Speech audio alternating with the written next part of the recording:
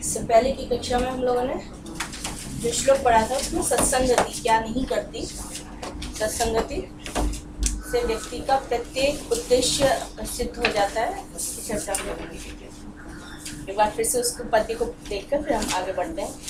23rd number क्या है, हो सकता है कुछ एडिशन में अलग अलग एक आध नंबर आगे पीछे होगा। जाड्यम धियो हरति,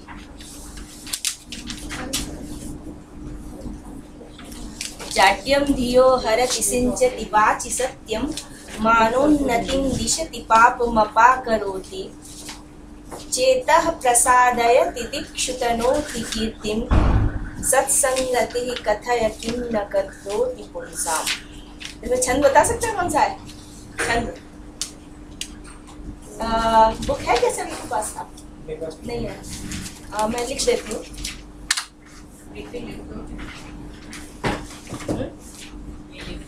अच्छा लिख दो। कोई नहीं, लिख देती हूँ।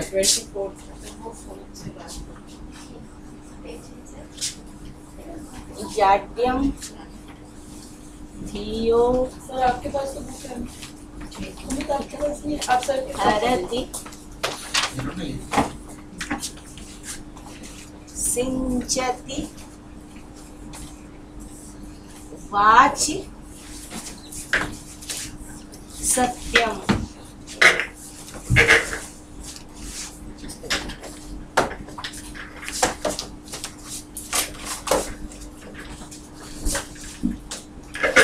चूंकि ये हम देख चुके थे इसलिए ज्यादा इसको नहीं हाईलाइट करते हैं, केवल ये कि इसमें वसंत तिल का छंद है। वसंत तिलका का हमने कहा था छंद, हमारे एक चर्चा ऐसी भी चली थी कि ये वर्ण नहीं अक्षर नहीं, तो मैं एक बार थोड़ा रिमाइंड ये कराऊंगी कि छंद दो तरह के होते हैं, एक तो मात्रिक और दूसरा वर्णिक। यानी एक में मात्राओं को हम फोकस करते हैं और दूसरे में हम वर्णों को फोकस करते हैं। तो स्वाभाविक है कि वर्णों को जहाँ पर फोकस कर रहे हैं वो हमारे वर्णिक छंद कहला रहे हैं। तो ये जो वसंत तिलका हमने पढ़ा था, शार्दूल विक्रीडितम पढ़ा था, इन सब में हम गिन रहे थे कि कितने वर्ण हैं। किसी में 14 वर्ण हैं, किसी में 15 वर्ण होते हैं, किसी में 19 वर्ण हैं जैसे शार्दूल में होते हैं, इसलिए उनको हम वर्णिक छंद कहते हैं। मात्रिक छंद संस्कृत में है लेकिन प्रयोग बहुत कम में आते हैं। जो सबसे प्रमुख छंद है वह है आर्या। आर्या के भी हमें नीति शतक में कुछ उदाहरण मिलेंगे आर्या, बाकी ये वर्णिक है। आपने रामायण की चौपाई सुनी होगी, रघुकुल रीति सदा चली आई, प्राण जाए पर वचन न जाई। इसी तरह से दोहा, सोरठा, ये जो छंद है ये मात्रिक छंद है। हिंदी के ये जो छंद है मात्रिक छंद है, ये ज्यादा पॉपुलर है। संस्कृत में हमारे में वर्णिक छंद ज्यादा पॉपुलर होते हैं, तो इनको हम गिनते हैं। अब जब गिनने का तरीका क्या है, वैसे आप देखेंगे ये ज और धन आ, ये मिलकर जा बना है।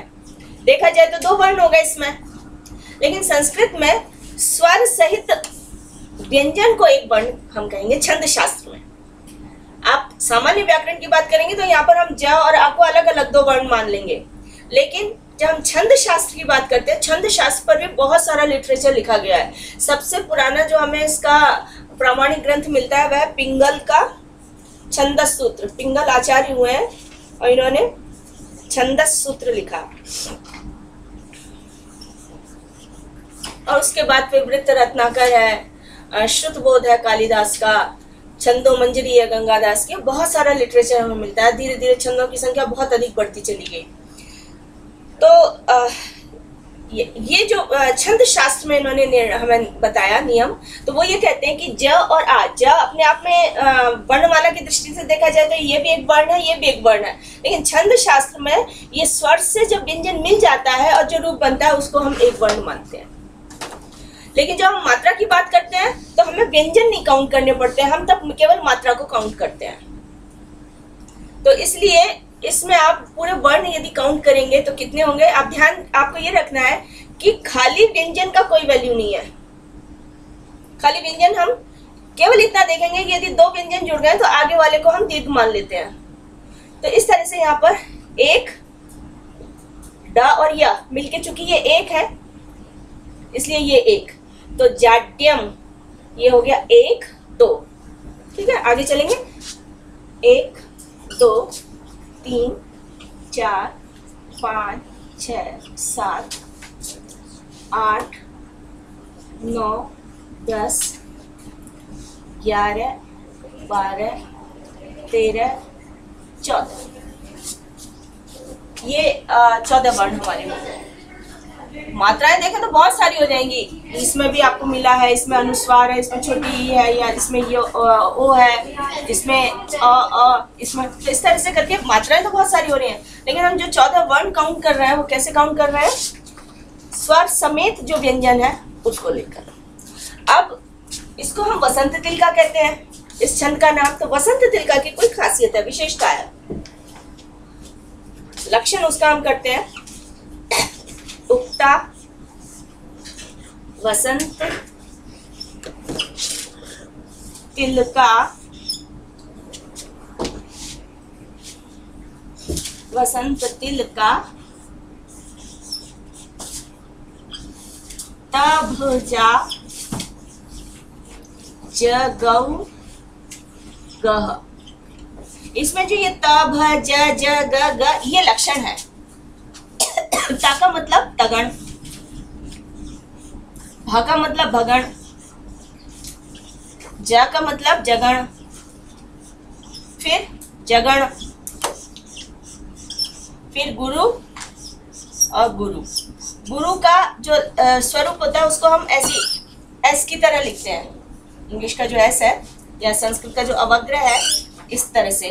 तो लघु के लिए ऐसी इस तरह का हम एक चिन्ह लगाते हैं और गुरु के लिए ये इस तरह का चिन्ह लगाते हैं। तो ये जो त भ ज इत्यादि हमें दिखाई दे रहा है, इनका फिर क्या स्वरूप है? तगण हम तो किसको कहेंगे, भगण हम किसको कहेंगे, जगण किसको कहेंगे? तो इसके लिए हमने एक सूत्र देखा था,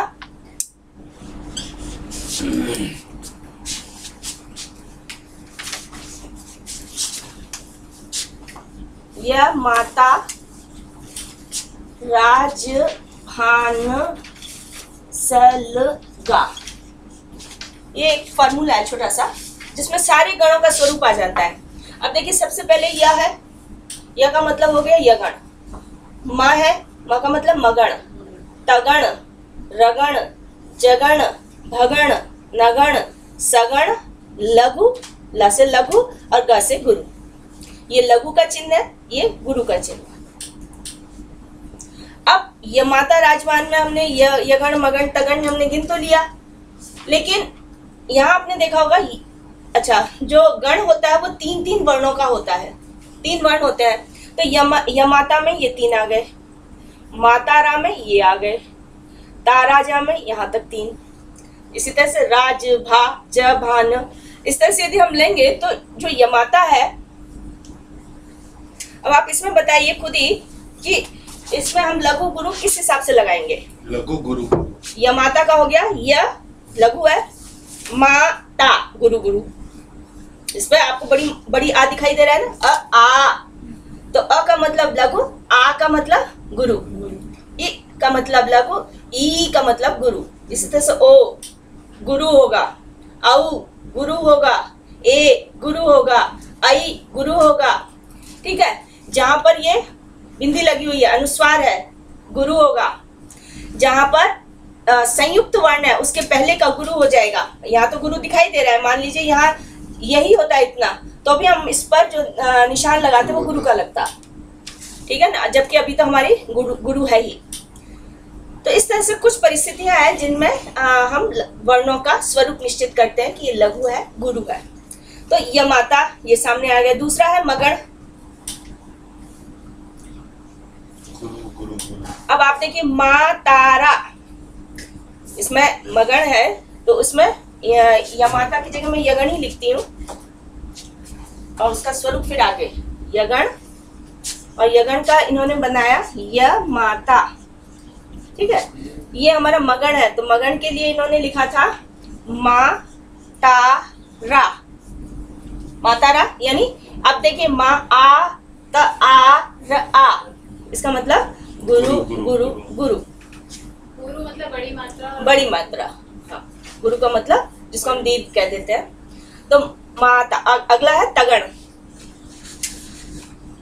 तगण का रूप क्या बनाया है? ता राज, ता राज, ता राज। तो ये हो गया गुरु गुरु लघु। क्लियर हो रहा है? आगे इसके बाद है रगण। उसका क्या इन्होंने स्वरूप बनाया? राजभा, राजभा।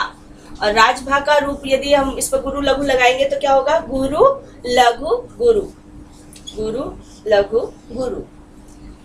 रा के बाद फिर जगण, जगण। इसमें है जभान, जभान। तो लघु गुरु लघु, लघु गुरु लघु, जगण। उसके बाद है भगण। इसका क्या रूप बनेगा? भानस, भानस। तो क्या रूप बना इसका? क्या रूप बना? गुरु गुरु लघु लघु, भगण हुआ। इसके बाद है नगण। लघु लघु, इसका रूप बना नसल। तो लघु लघु लघु, नस सलगा, तो सगण। और यहाँ पर सलगा, तो फिर क्या हुआ? ये लघु लघु गुरु। तो कुल मिला के 9 गण हो जाते हैं। 1 2 3 4 5 6, फिर छूट गया 7 8। 1 2 3 4 5 6 7 8, ये लघु गुरु है। ठीक है। तो अब आप ये देखिए, हमारा बसंत तिलका का लक्षण है त भ ज ज ग ग। तो इसका मतलब तगण के 3, भगण के 3, जगण के 3, फिर जगण के 3, फिर गुरु और फिर गुरु। वर्ण आएगा गुरु गुरु। तो इसका मतलब क्या हुआ? 3 3 6, 3 3 9, 3 4 12, 12 13 और 14। आप ऐसे गिनेंगे तो 1 उगता 1 2 3 4 5 6 7 8 9 10 11 12 13 14, 14 वर्ण का होता है। खाली आप गण के हिसाब से देखें। मैं इसको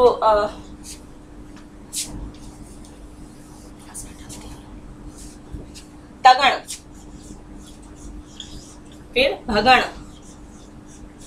फिर जगण, फिर जगण और फिर गुरु, 2 गुरु। ऐसे कैसे लगाएंगे? अब हम ऊपर वाली पंक्ति में देखें। ये 14 वर्ण तो हम देख चुके कैसे है।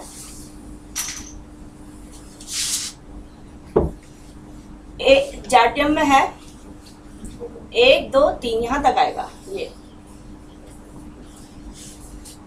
ठीक है, 3 वर्ण हो गए ना, 3 का ग्रुप बनेगा। तो जाड्यम धी। अब जाड्यम धी में कैसे रूप लगेंगे? जा गुरु, ये डिया में अनुस्वार है तो ये भी गुरु और धी। तो ये क्या हुआ हमारा? सबसे पहले तगण। तगण का हमने क्या रूप बनाया था? ता राज, ता राज।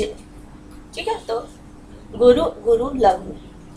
अब इसमें आप फिर 3 1 2 3, ये 3 हो गए। एक इनमें गुरु लघु लघु लघु लघु। तो इसमें क्या हुआ? भगण, भगण, भानस, भानस। तो धियो हर। फिर इसके भी 3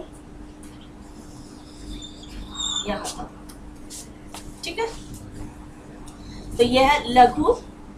सिंचती में अनुस्वार है तो गुरु, फिर च लघु। कौन सा गण बना? ज भान। ठीक है, ज भान। फिर इसमें भी इसी तरह से 3 लघु गुरु लघु, ये भी जगण हो गया। और फिर अंत में सत्यम। दो गुरु कैसे हो गए? ये तो चलिए ठीक है, यम बिंदी दिखाई दे रही है इसलिए गुरु है। ये सब गुरु कैसे हो गया? क्योंकि उससे आगे आप जब देखेंगे तो ये आधा ता या से जुड़ा हुआ है, यानी इसको हम कहते हैं संयुक्त वर्ण। संयुक्त वर्ण, मतलब स्वयं में ता पूरा नहीं है, ता आधा है, उसकी कोई कीमत नहीं है। या से ये जुड़ा हुआ है, इसलिए हम इन दोनों को मिलाकर एक वर्ण मान रहे हैं। लेकिन संयुक्त वर्ण आगे होता है तो पहले वाले को गुरु मान लिया जाता है, तो इसलिए सा को गुरु माना गया है।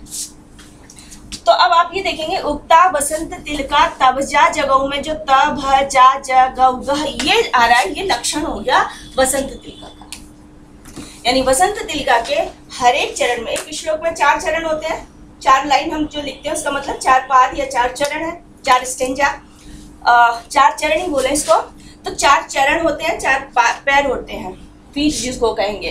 तो सब में तगण भगण जगण जगण गुरु गुरु इस क्रम से वर्ण आएंगे। सत्यम का समझ नहीं आया, गुरु गुरु लगाया आपने। हाँ, तो ये गुरु है, इतना समझ में आ गया? नहीं मैम, सा तो एक ही है। ये देखिए ता तो आधा है, आधे को हम काउंट नहीं करेंगे, अन्यथा तो आप देखिए कितने हो जाएंगे, 1 2 3 4, फिर ये इस तरह से।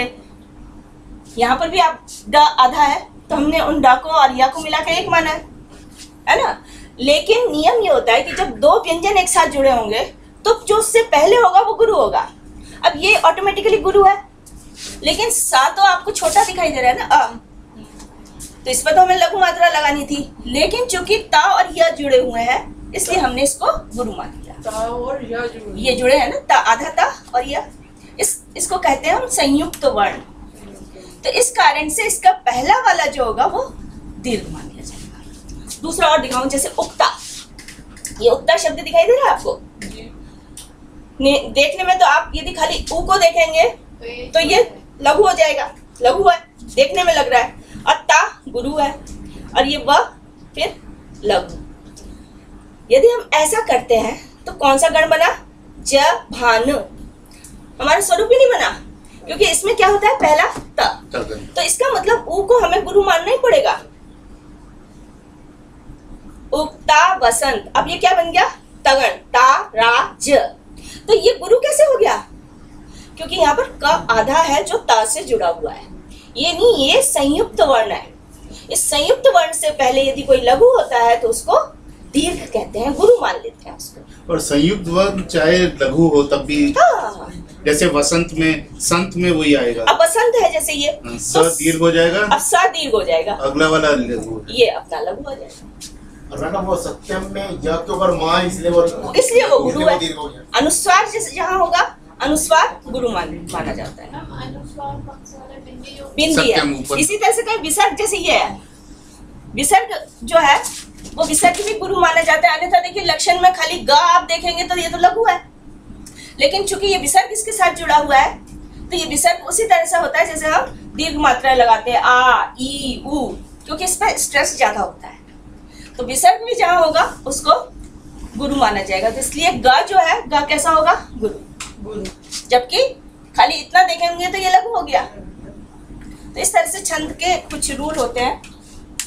मैम आप कुछ प्रोवाइड कर सकती है छंद शास्त्र का लक्षण वगैरह? तो ये बोलते हुए भी वैसे ही करना चाहिए, जैसे गुरु गुरु लघु है तो उच्चारण करते हुए भी इसी तरीके से बोलना चाहिए। उक्ता बसंत तिलका तब जा जगौ गह, उक्ता बसंत तिलका तब जा जगौ गह। तो ये इसमें क्या है, अब आप देख रहे हैं कि कहीं हमें रुकना नहीं है। ये लास्ट में जैसे शार्दुल में हमने देखा था कि 12 पर और 7 पर, हाँ 12 और 7 पर, सूर्याश्वई 12 और 7 पर, लेकिन यहाँ पर इस तरह से कोई यति नहीं बताई है, तो इसलिए इसको हम लास्ट में जाके रुकेंगे। उक्ता बसंत तिलका तब जा जगौ गह। इसी तरह से जाड्यम धियो हरति सिंचति वाचि सत्यम। ये बोलने के लिए भी है। नियम यही है कि अपने आप छंद की लय बन जाती है। अब ये देखिए सारे इतने सारे श्लोक होते हैं लेकिन सब एक स्टाइल में नहीं बोले जाते हैं। उनका तो लक्षण के कारण ही किसी में बसंत तिलका है, किसी में उपजाति है, किसी में शिखरणी है। तो इनका जब हमारे आचार्यों ने नामकरण किया था तो इनकी जो क्वालिटी है उसी के अकॉर्डिंग किया था। और ये लिखा कि कुछ खास छंद ऐसे हैं जो खास खास विषय में ही यूज किए जाते हैं। जैसे एक छंद आता है हमारा मंदाक्रांता, मंदाक्रांता है, और कालिदास का जो मेघदूत है वो पूरा मंदाक्रांता में लिखा हुआ है। लगभग उसमें 121 श्लोक हैं, सारे श्लोक मंदाक्रांता में लिखे हैं। तो जब उनकी समीक्षा की जाती है तो एक आचार्य क्षेमेंद्र हुए, वो कहते हैं कि कालिदास ने यदि सबसे अच्छा प्रयोग किया है तो मंदाक्रांता का ही क्यों किया है, क्योंकि मंदाक्रांता का मतलब होता है मंद धीरे धीरे, और क्रांता संक्रमण करना, चलना, धीरे धीरे चलना। तो जो छंद धीमे धीमे गति से आगे बढ़ेगा वो मंदाक्रांता। यानी इसमें जो विषय होना चाहिए, ऐसे विषयों को कभी रखे जिनमें गति अपने आप स्लो हो जाए। जैसे वर्षा का वर्णन हो जाए, वर्षा में कोई भाग भाग के नहीं जा सकता है, स्वाभाविक रूप से उस पैर जमा जमा के धीरे धीरे चलेगा। फिर कोई दुख का वर्णन हो, दुखद घटना का वर्णन किया जाएगा, तो दुखद घटना के लिए क्या है, उसमें व्यक्ति में उत्तेजना नहीं होती है, तीव्रता नहीं होती है, तो वो स्लोली स्लोली अपने काम करता है। तो इसलिए उनका प्रावृत प्रवास जैसे मंदाक्रांता, वर्षा काल का वर्णन, विपत्ति का वर्णन, प्रवास का वर्णन, तो उनमें मंदाक्रांता छंद सबसे अच्छा लगता है। वसंत तिलका के लिए भी कहा जाता है कि यहाँ या तो प्राकृतिक वर्णन हो इसमें, और या यदि रौद्र और वीर, वीर रस और रौद्र रस, इनका यदि मिलावट कहीं आ रही है तो उसमें भी वसंत तिलका छंद बहुत अच्छा लगता है, क्योंकि स्टार्ट होकर ये जब पंक्ति खत्म होती है तभी वहां पर विश्रांति होती है। मैम ऐसा भी कुछ है कि अगर वैसे यति के हिसाब से नहीं बोले तो अर्थ बदल जाता है, ऐसा भी कुछ है? अब हम लोग चूंकि ट्रांसलेशन से पढ़ते हैं इसलिए हम उसी तरह से पढ़ेंगे, लेकिन यदि छंद के हिसाब से जो जैसे संस्कृत से ही पढ़ते हैं तो स्वाभाविक है कि छंद में यति गति के अंतर से भाव बदल जाता है, भाव बदल जाते हैं। तो ये वसंत तिलका था। इसके आगे वाला देखें हम श्लोक, बीच बीच में से मैं कुछ श्लोक उठा रही हूँ, सारे नहीं होंगे। ये 27 नंबर का देखिए, इसमें भी वसंत तिलका छंद है, और यदि आपके पास कॉपी है सबके पास ना, तो एक लाइन लिख के उसमें इसी तरह से यगन वगन लगाइए, तो मैं देखती हूँ कि समझ में आया या नहीं आया। ये है प्रारभ्यते न खलु विघ्न भयेन नीचे, ये 27 नंबर का है मेरे में। प्रारभ्यते न खलु विघ्न भयेन नीचे, ना ये 28 है।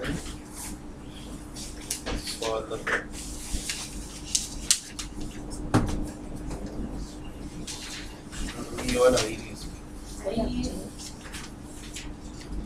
आगे निकल गया और पीछे जाएगा। उसमें है वो। हाँ? तो पीडीएफ फोन पे भेजा हुआ है। हाँ उसमें भी, उसमें मैंने दिए हैं। और आप पीछे चलिए, और पीछे चलिए। ये तो अभी जो कराया था। हाँ। और आगे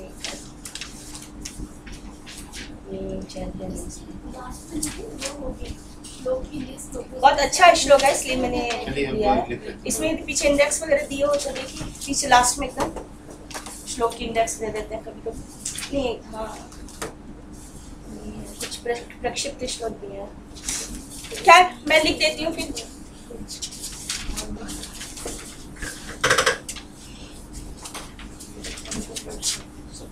इसमें 86 नंबर श्लोक है, पेज नंबर 1। अच्छा 86 पे पहुंचा है। 113।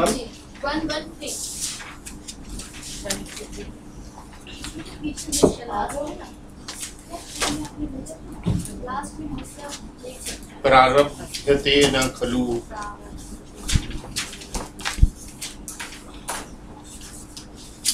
प्रारभ्यते न खलु विघ्न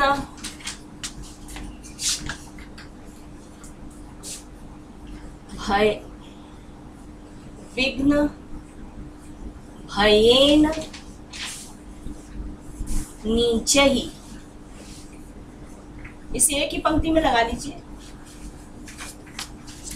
प्रारभ्यते न खलु विघ्न भयेन नीचे ही।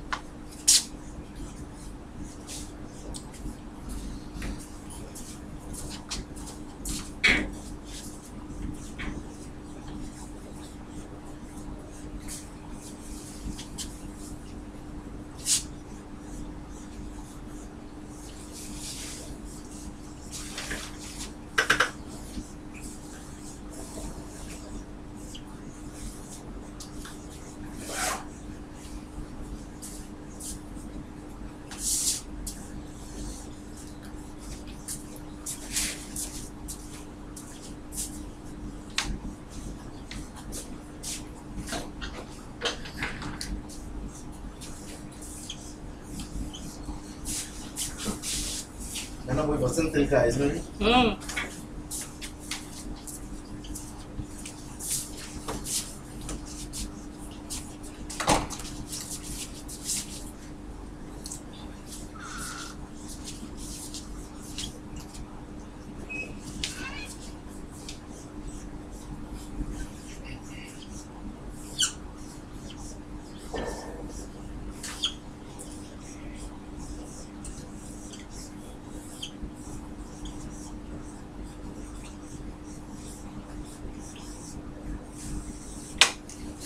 प्रारभ्यते न खलु विघ्न भयेन नीचैः प्रारभ्य विघ्न विहता विरमन्ति मध्याः विघ्नैः पुनः पुनरपि प्रतिहन्यमानाः प्रारभ्य चोक्तं जना न परित्यजन्ति। एक ऊपर की लाइन में कितने वर्ण है तो वर्ण को काउंट करना है और दूसरा उसमें जो लघु और गुरु का 14 वर्ण है। हाँ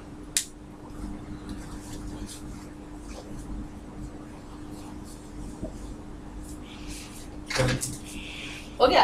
तो बताइए मैं कैसे आप मुझे बताइए, मैं उसी क्रम से गुरु लघु लगाती जाती हूँ। गुरु सबसे पहला गुरु गुरु गुरु लघु जॉब के ऊपर लघु हाँ लघु गुरु नहीं, पहले गुरु लगाया, गुरु लघु, फिर इसके बाद या ते के ऊपर लघु गुरु गुरु गुरु ते के ऊपर ते के ऊपर बताइए। गुरु आएगा ना गुरु, फिर ना के ऊपर लघु लघु, फिर लघु लघु लघु लघु गुरु गुरु लघु लघु लघु लघु गुरु गुरु लघु लघु गुरु गुरु गुरु गुरु। तो ये 3 का हो गया, ये 3 का हो गया, ये 3 का हो गया, ये 3 का हो गया। ये कौन सा होगा? ताराज तगण तगण, ये भगण भानस भगण, जगण ज भान जगण, जगण ज भान जगण और गुरु गुरु, ये है। अब आपने देखा होगा कि यहाँ पर ये नियम से तो हमें दिखाई जो दे रहा है, नियम तो हमारा अलग है। ये जो र दिखाई दे रहा है आपको, वो क्या है? र में आ है, छोटा आ है, तो र हमारा क्या होगा? लघु होना चाहिए। लेकिन भा संयुक्त भा या ये होने के परे होने के कारण इसको हमने क्या माना? संयुक्त गुरु इसको हमने गुरु मान लिया। और ये आपको दिखाई दे रहा है ये जुड़ा हुआ, लेकिन इसका काम क्या था? आगे वाले को गुरु बनाना। स्वयं में या कैसा है? या तो लघु ही है, या में क्या है? आ है, तो आ लघु है। ये थोड़ा कंफ्यूजन हो रहा था क्योंकि संयुक्त वर्ण जो होता है उससे पहले वाले को गुरु करते हैं। तो र गुरु हो गया, लेकिन यह तो अपने आप में लघु है। इसी तरह से आगे यहाँ भी आपको देखिए विघ्न में छोटी है, लघु होना चाहिए था, लेकिन घ और न मिले हुए हैं तो इस संयुक्त वर्ण के पूर्व वाले को गुरु कर दिया। लेकिन न में अ है, इसलिए ये लघु रहा। ठीक है, तो अब इसको हम अर्थ देखते हैं। नीचे ही, ये हमारा इस वाक्य का कर्ता है। नीचे ही विघ्न भयेन न प्रारभ्यते, खलु को हम लगाएं, नीचे ही खलु विघ्न भयेन न प्रारभ्यते। जो नीच कोटि के व्यक्ति होते हैं, अधम कोटि के व्यक्ति होते हैं, हम प्रत्येक चीज को गुणों के आधार पर 3 तरह का मानते हैं, उत्तम, मध्यम और अधम। और प्राय ये कैसे बनते हैं? तो स्वाभाविक है कि हमारी जो परंपरा है, दार्शनिक परंपरा, उसमें सतोगुण, रजोगुण और तमोगुण 3 तरह के गुण मानते हैं। इनमें जिसकी प्रबलता जिसमें होती है उसी के आधार पर हम उनको उत्तम, मध्यम और अधम कहने लग जाते हैं। तो जो सबसे निम्न कोटि के व्यक्ति होते हैं, अधम कोटि के व्यक्ति जिनको हम कहेंगे, ऐसे नीच व्यक्ति खलु निश्चय ही, मतलब इसमें कोई संदेह करने की गुंजाइश ही नहीं है। तो नीच व्यक्ति निश्चय ही विघ्न के भय से न प्रारभ्यते, अपना कोई कार्य शुरू ही नहीं। इसमें कार्य नहीं आया, कार्य नहीं आया, लेकिन प्रारंभ करना ये अंडरस्टूड है, यहाँ हम अपने आप ग्रहण करेंगे। तो प्रारभ्यते, प्रारंभ ही नहीं करते हैं, सोचेंगे बहुत, ये करेंगे वो करेंगे, लेकिन फिर विचार करेंगे अरे इसको करने से तो विघ्न बाधाएं आएंगी, तो विघ्न बाधाओं के भय से अपना कोई कार्य प्रारंभ ही नहीं करते हैं। प्लानिंग होकर ही रह जाती है, वो कार्य रूप में नहीं बदलती है।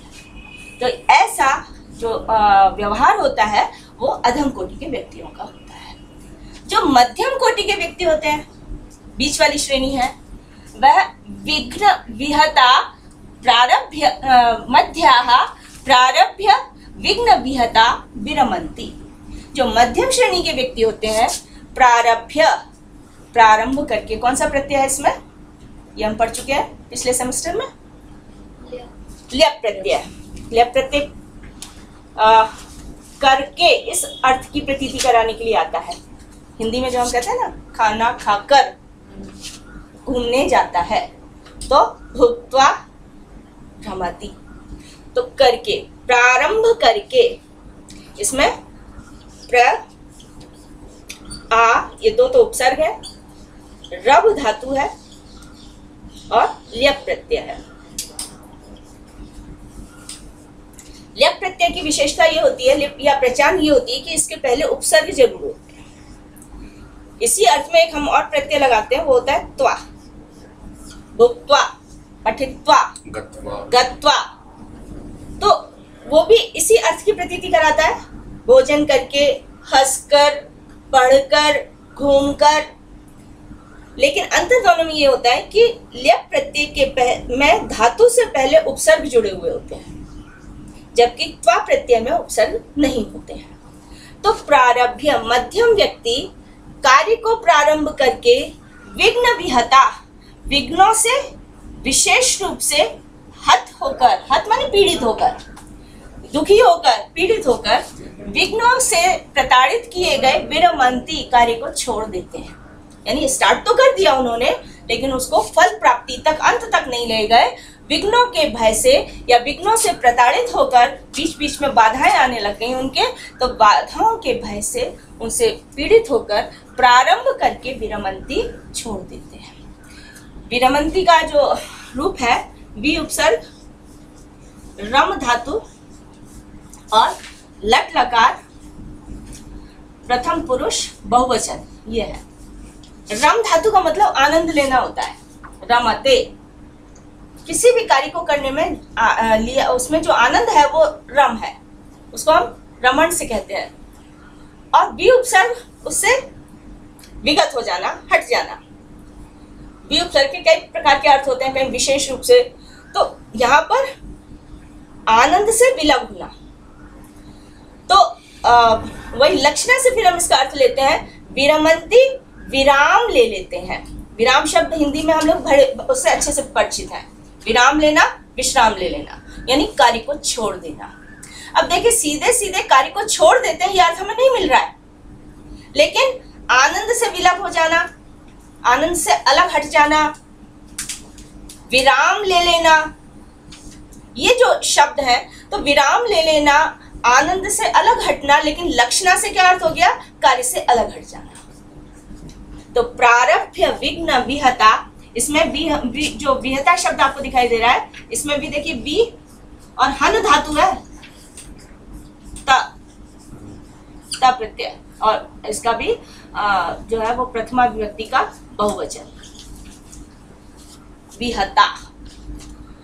हन धातु मारने के अर्थ में आती है, विहता मारे गए, यानी विघ्नों के द्वारा मारे गए। तो विघ्न आता ऐसा तो है नहीं आएगा और मारेगा, तो विघ्नों से पीड़ित होकर जो मध्यम श्रेणी के व्यक्ति हैं, अपने कार्य को आरंभ करके छोड़ देते हैं। विरमंती, कार्य से अलग हट जाते हैं। ठीक है। विघ्न ही पुनः पुनरपि प्रतिहन्यमानाः। विघ्न, विघ्नों के द्वारा, कौन सी विभक्ति है इसमें, तृतीय व्यक्ति का बहुवचन। तो विघ्न ही, विघ्नों के द्वारा, पुनः पुनः, पुनः पुनः, बार बार, बार बार, पुनः पुनः अपि, बार बार भी, प्रतिहन्यमानाः, हन्यमान मारे जाते हुए, पीड़ित किए जाते हुए। अब प्रतिहन्यमाना, उसमें पुनः पुनः की और अधिक प्रगाढ़ता बतलाने के लिए कि जो उत्तम प्रकार के व्यक्ति हैं, प्रतिहन्य माना अत्यधिक पीड़ित किए जाते हुए, बार बार अत्यधिक पीड़ित किए जाते हुए, किनसे? विघ्नों से। विघ्नों से बार बार बहुत अधिक पीड़ित किए जाते हुए, मारे जाते हुए, प्रताड़ित किए जाते हुए भी उत्तम व्यक्ति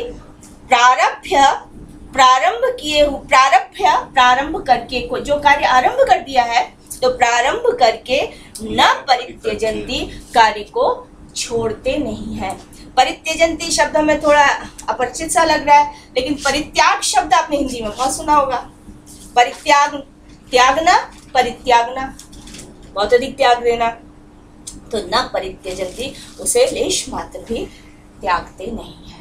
जब तक कार्य समाप्त नहीं हो जाता, कार्य फलोन्मुख नहीं हो जाता, कार्य का परिणाम सामने नहीं आ जाता, तब तक वह अपने उस कार्य से चाहे कितनी भी विघ्न बाधाएं क्यों ना आए, वो उससे अलग नहीं हटते हैं। एक वो चींटी का आता है ना कि दीवार पे चढ़ रही है, बार बार गिर रही है और फिर चढ़ती है, उतरती है।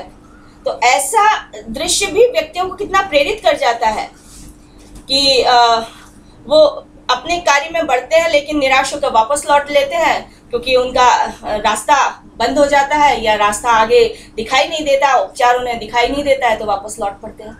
लेकिन चींटी को जब देखते हैं बार बार चढ़ रही है, गिर रही है, तो कहते हैं हम चींटी से गए गुजरे तो नहीं है, और वो पुनः आक्रमण करने के लिए तैयार हो जाते हैं और जीतते भी हैं। नेपोलियन के लिए शायद कहा जाता है कि वो एक चींटी से उसने प्रेरणा ली थी।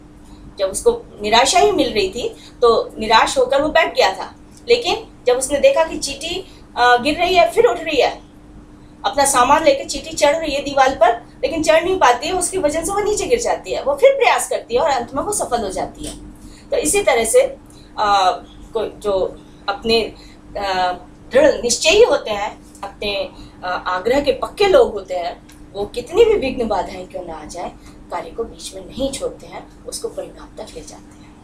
मैम क्वेश्चन है, मैम ये जो हम गुरु और लघु देख रहे हैं, तो इसमें अगर मात्रा बड़ी वाली होगी, जैसे बड़े आके तो जैसे प्रा में तो गुरु हो गया, मैम वो जो खलु में ल में छोटे ऊ की मात्रा, मैम वो छोटा वाला रहेगा। हाँ, अगर बड़ा ऊ होता तो लघु हो जाता। पर मैम वो ते वाले में तो ते वो बड़ा है ना।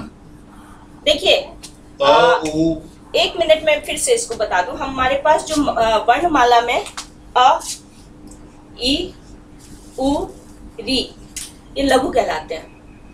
अब इनके आ, ई, उ और री, डबल री हमने कर दिया, ये दीर्घ हो गए। दीर्घ वर्ण जो होते हैं वो गुरु, यानी इनकी एक मात्राएं होगी और इनकी दो मात्राएं होगी। दो मात्राएं, ध्यान दीजिए। क्यों? इसको यदि हम अ और अ करें तो क्या होगा? आ। इसका मतलब इस आ में दो अ है, इसलिए दो मात्रा जहां हो गई वो हो गया दीर्घ। अब आप ए की बात कर रहे हैं, ये संयुक्त स्वर हो जाते हैं। जैसे ए है, ये ए है और ये आई है, तो इसमें क्या है?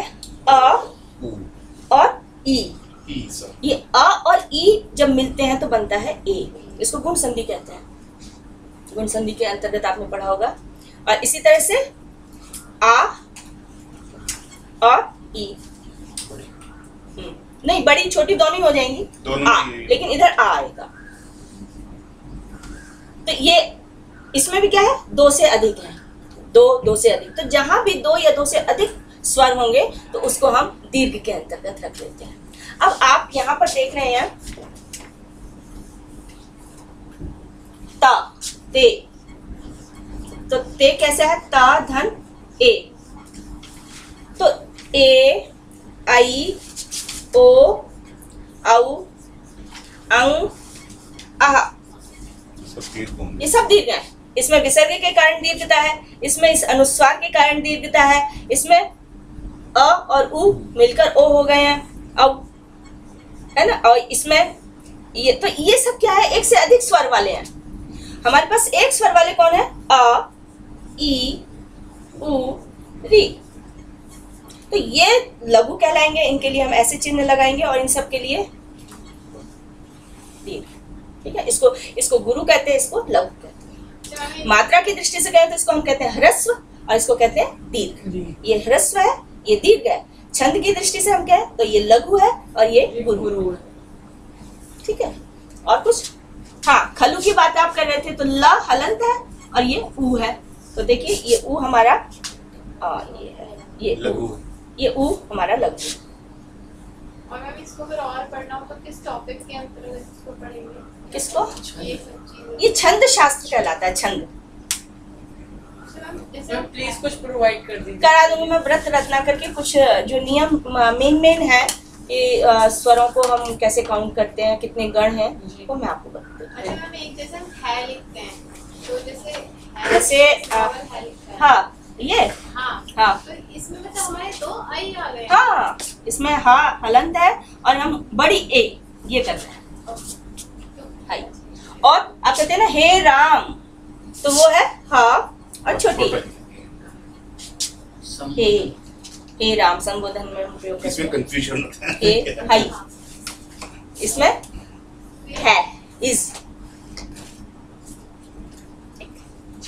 चल, तो इस श्लोक का अर्थ मेरे ख्याल में क्लियर हो गया होगा। प्रारब्धते न खलु विघ्न बनेन नीचे। इसको एक बार छंद की दृष्टि से हम ले के साथ बोले। आप बोलिए। पूजा जी बोले। नहीं, आपकी आवाज बहुत अच्छी है।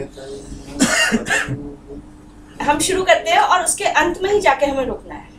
ठीक है, प्रारभ्यते न खलु विघ्न भयेन नीचहि। बोलिए तो, प्रारभ्यते न खलु विघ्न भयेन नीचहि। एक बार फिर से, प्रारभ्यते न खलु विघ्न भयेन नीचहि। प्रारभ्य विघ्न विहता विरमन्ति मध्याः। प्रारभ्य विघ्न विहता विरमन्ति मध्याः।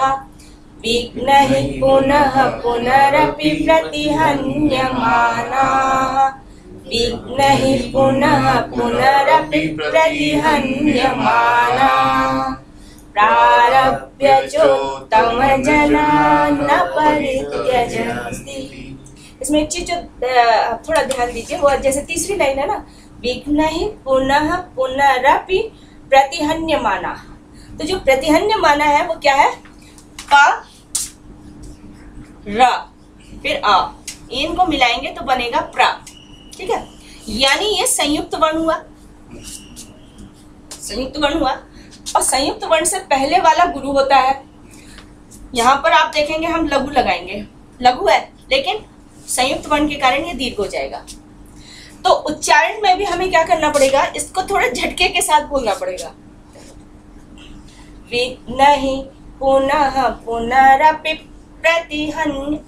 प्रतिहन्यमाना। तो प पर थोड़ा स्ट्रेस दिया तो उससे आगे वाले को गुरु तो ई की मात्रा, वो छोटी ई की मात्रा ही उच्चारण करना पड़ेगा, बड़ी ई की नहीं। हाँ, बड़ी ई की तो नहीं करना पड़ेगा, करना तो हमें छोटी की है, लेकिन इसको स्ट्रेस देंगे तो ये अपने आप गुरु हो जाता है।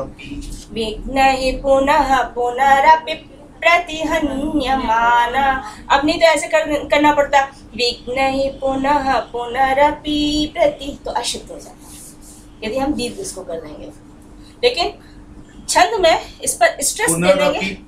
आपने 2 बार प बोला है। हाँ, प्रति पा पर थोड़ा स्ट्रेस देना होगा तो गुरु हो जाता है। ये नियम है छंद में। संयुक्त वर्ण के पहले वाले लघु को स्ट्रेस के साथ थोड़ा पढ़। आगे चले। नहीं मैम, एक बार आप अकेले बोल गई, आपकी आवाज बहुत अच्छी है। मेरा गला तो पार हो रहा है, खांसी जुकाम से ज्यादा जोड़ दिया तो उससे पहले वाला बोल एक बार है। बहुत अच्छा सब। एक बार प्लीज। प्रारभ्यते न खलु विघ्न भयेन नीचहि। प्रारभ्य विघ्न विहता विरमन्ति मध्याः।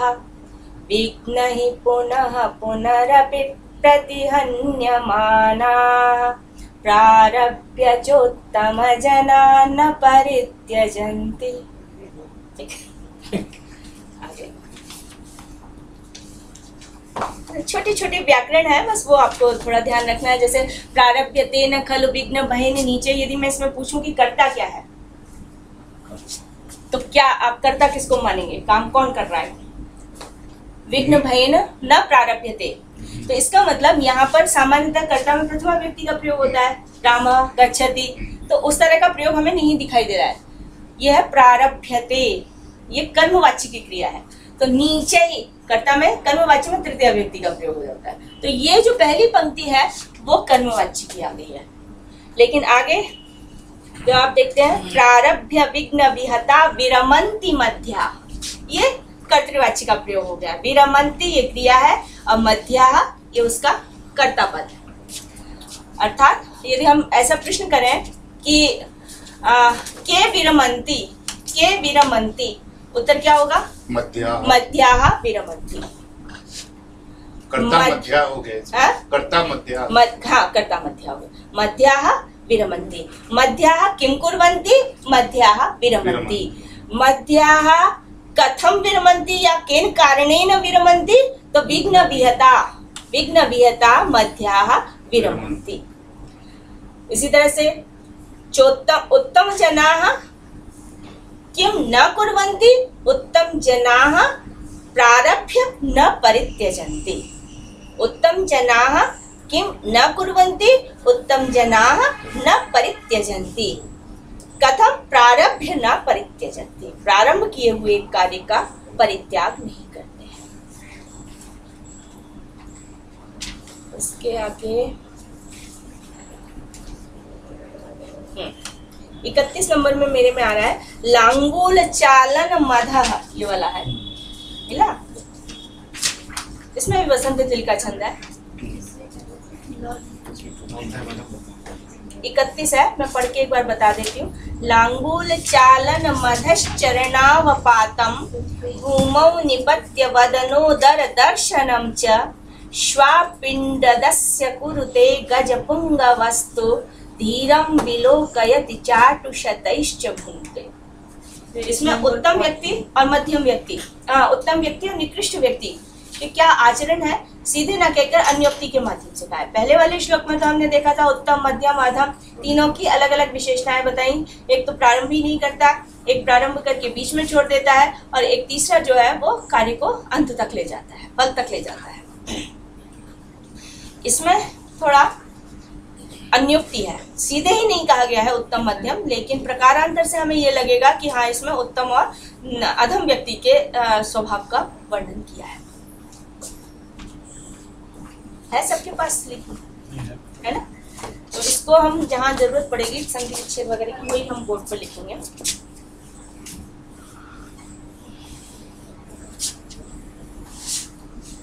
होमवर्क के रूप में इस वाले श्लोक में आप लोग वो लगा के देखिएगा, क्या स्वर लघु और कर। लांगूल चालन मधश्चरणावपातम, पूरा एक शब्द बन गया है, मिले हुए कई शब्द हैं। लांगूल चालन चालनम, लांगूल चालनम अधः चरणावपातम। लांगूल पूंछ को कहते हैं, टेल, पूंछ। लांगूल चालनम पूंछ हिलाना, लांगूल चालनम पूंछ का हिलाना, पूंछ को चलाना, पूंछ का हिलाना। तो लांगूल चालनम अधः चरणावपातम, अधः माने नीचे, चरणावपातम पैरों में, चरण पैरों में, अवपात माने गिरना, लौटना, पैरों में लेट जाना, पैरों में गिर पड़ना, तो यह है चरणावपातम। तो लांगूल चालनम जो शब्द है उसमें आपको स्पष्ट दिखाई दे रहा है लांगूर और चालन ये दो शब्द मिले हुए हैं। हिंदी करें तो क्या अर्थ निकल के आता है? लांगूल का चलाना, हाँ। तो लांगूलम, लांगूलस्य चालनम, यदि हम इसको समास अलग अलग करें तो षष्ठी विभक्ति हमारी लग जाएगी, तो लांगूलस्य चालनम ये निकल के आएगा, तो षष्ठी तत्पुरुष समास इसको हम कहते हैं। यानी लांगूल का चलाना, पूंछ का चलाना। जो क्षुद्र व्यक्ति होते हैं, तुच्छ व्यक्ति होते हैं, हीन कोटि के, नीच कोटि के व्यक्ति होते हैं, वो इस तरह का कुछ आचरण करते हैं। अब उनकी पूंछ तो नहीं होती है, तो स्वाभाविक है किसी पूंछ वाले जंतु के लिए ये बात कही जा रही है। तो लांगुल चालनम, ठीक है, समझ में आया। अधः माने नीचे, नीचे, चरणावपातम, चरण में अवपात, पैरों पर गिर पड़ना। हाँ, इसमें ऐसे हम देखते हैं संधि लांगुल चालनम, एक तो ये शब्द हो गया हमारा अधः, हाँ, अधः, अधश्च है ना, तो अधः च चरणावपातम,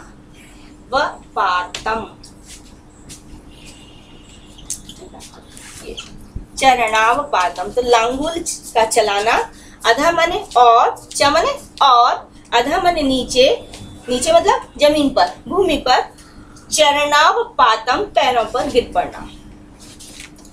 चरणव, ये जो चरणावपातम, इसका हम करेंगे पैरों पर, हिंदी में तो कर रहे हैं ना पैरों पर। अब पैर दो है, तो उसके लिए यदि इसको हम समास विग्रह करेंगे तो क्या होगा, चरणयोः अवपातम, पैरों में या पैरों पर गिर पड़ना। जैसे रामे रामयोः, रामेशु करते हैं ना, रामे रामे एक वचन, रामयोः ये सप्तमी का द्विवचन बनता है। तो चरणे चरणयोः, चरणयोः अवपातम पैरों में गिर पड़ना। भूमौ निपत्य, भूमि पर लौटकर, भूमि पर गिरकर, नी धातु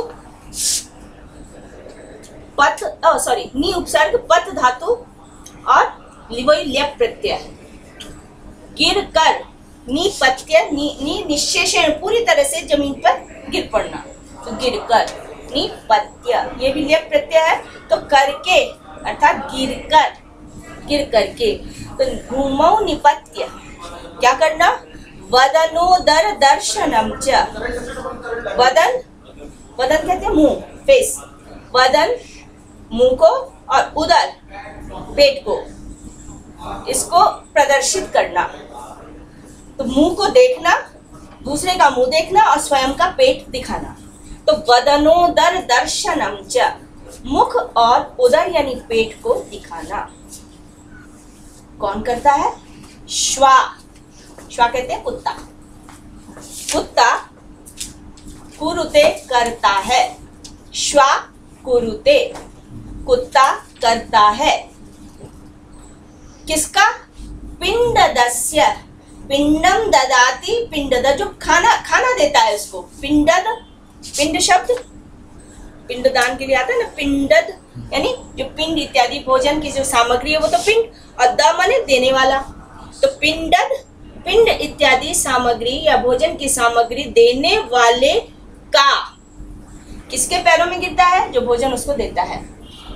किसको अपना पेट दिखाता है, जो भोजन देता है।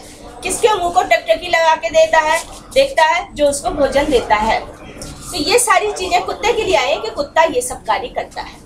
श्वा कुक्कुर, लांगुल चालन, जब भोजन देने वाला व्यक्ति उसके सामने आता है तो क्या करता है, अपनी पूंछ हिलाता है, लांगूल चालनम पूंछ हिलाता है, चरणावपातम उसके पैरों में लौटने लग जाता है, भूमौ निपत्य आपने देखा होगा भूमि में गिर के उल्टा लेट जाता है, तो ऊपर की ओर उसका मुंह होता है तो अपने मालिक जो भोजन देने वाला है उसको देखता है।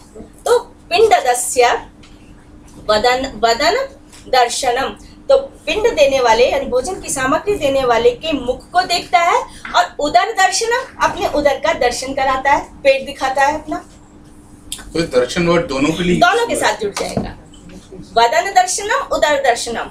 लेकिन वदन दर्शन, वदन तो मालिक के मुख को देखना और उदर दर्शन अपने पेट को दिखाना। तो वदनोदर दर्शनम कुरुते, श्वा कुक्कुरः कुत्ता अपने मुख मालिक के मुख और अपने उदर को दिखाता है, पिंडदस्य जो पिंड देता है उसके सामने। तो ये तो कुत्ते की प्रकृति हो गई कि कुत्ते की प्रकृति है कि भोजन देखते ही वो अपनी पूंछ हिलाता है, पैरों में गिर पड़ता है, अपने पीठ के बल लेट कर अपना उदर इत्यादि दिखाता है, और जब तक भोजन नहीं मिलता है उसकी यही चेष्टा रहती है।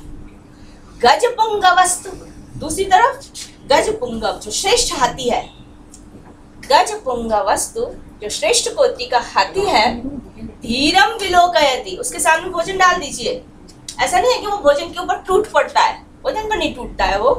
तो गज पुंगवस्तु जो श्रेष्ठ हाथी है वह धीरम विलोकयति बड़े शांत भाव से अपने भोजन को देखता है। धीरम धीरता पूर्वक, धैर्य के साथ, शांति के साथ भोजन को देखता है। चाटु शतैश्च भुंक्ते, और चाटु कहते हैं मीठी मीठी बातें करना, जैसे हम हिंदी में कहते हैं चाटुकारिता। तो ऐसी बात जो सुनने में अच्छी लगे उसको कहा जाता है चाटु। चाटु पंक्तियां, चाटुक्ति, मीठे मीठे शब्द। तो जो हाथी है चाटु शतै, उसको बड़ा फुसलाया जाता है भोजन करने के लिए, उसको उसके सामने तरह तरह की बातें बनानी पड़ती हैं। उसके बाद वो भुंक्ते भोजन करता है। जो गज पुंगव है, श्रेष्ठ कोटि का जो हाथी है, जिसको हम कहते हैं ना गजराज, जो गजराज है वह गजराज धीरम विलोकयति अपने मालिक को, जो पिंड प्रदान करने वाला है, उसको बड़ी धीरता पूर्वक देखता है। और चाटु शतैश्च भुंक्ते, और विविध प्रकार की प्रिय उक्तियों के माध्यम से कहा गया ही भोजन करता है। यानी उसके सामने यदि भोजन की सामग्री भी है तो वो मनुहार करवाता है। उसका मालिक उसको सहलाएगा, प्यार करेगा, तब कहीं जाकर वह उसको भोजन करता है। अब यहाँ पर कुत्ते की वृत्ति को और गजराज की वृत्ति को क्यों प्रदर्शित किया जा रहा है? क्या इसके माध्यम से कुत्ते को या गजराज को कुछ शिक्षा देनी है? ये तो उद्देश्य नहीं है। तो यहाँ पर यदि इस प्रकार के प्रयोग जहाँ भी होते हैं वहां पर अप्रस्तुत प्रशंसा एक अलंकार होता है।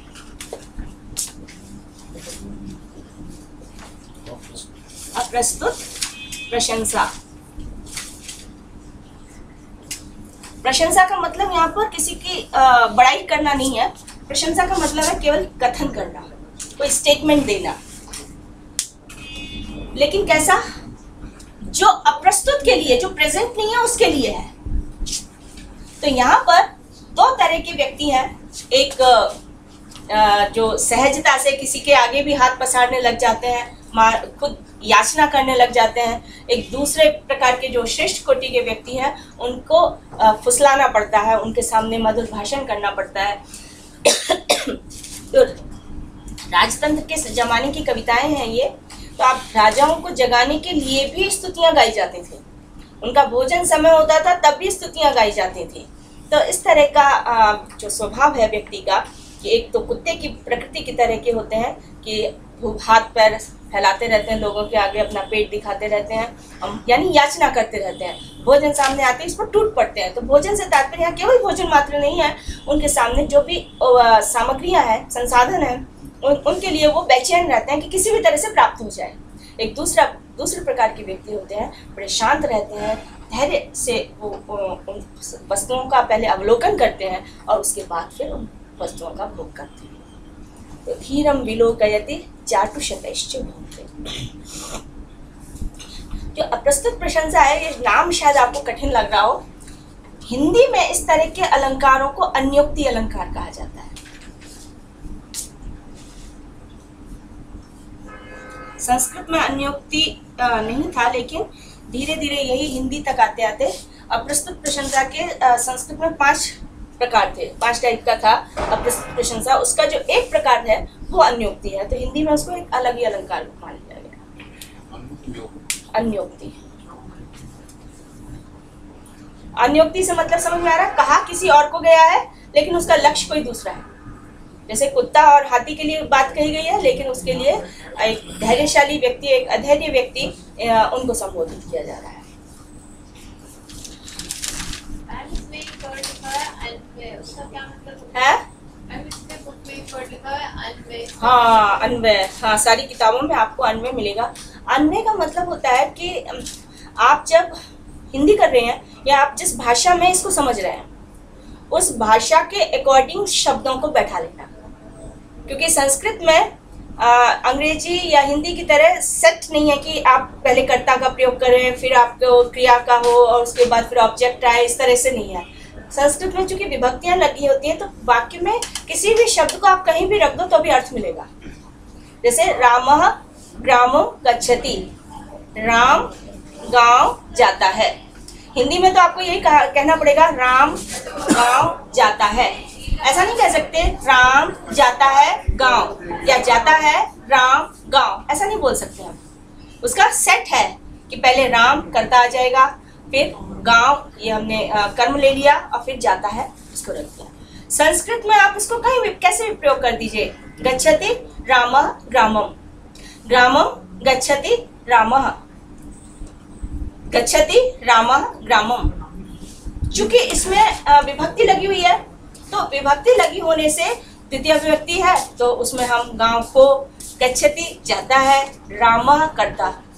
तो इस तरह से संस्कृत के लिए कोई एक सेट नहीं है कि आप कर्ता कर्म इत्यादि को व्यवस्थित रखिए। लेकिन अब हमें इसका हिंदी में ट्रांसलेशन करना है, तो हिंदी में ट्रांसलेशन करने के लिए इन्होंने अन्वय कर दिया। अन्वय मतलब उनने कर्ता कर्म का कहाँ योग बनेगा, जोड़ बनेगा, उसके अकॉर्डिंग शब्दों को जमा लिया है। जैसे मेरी किताब में जो अन्वय दिया हुआ है उसको मैं एक बार पढ़ूं तो आप समझ सकते हैं इसको। श्वा पिंडदस्य लांगुल चालनम अधः चरणावपातम भूमौ निपत्य वदनोदर दर्शनम च कुरुते, है ना।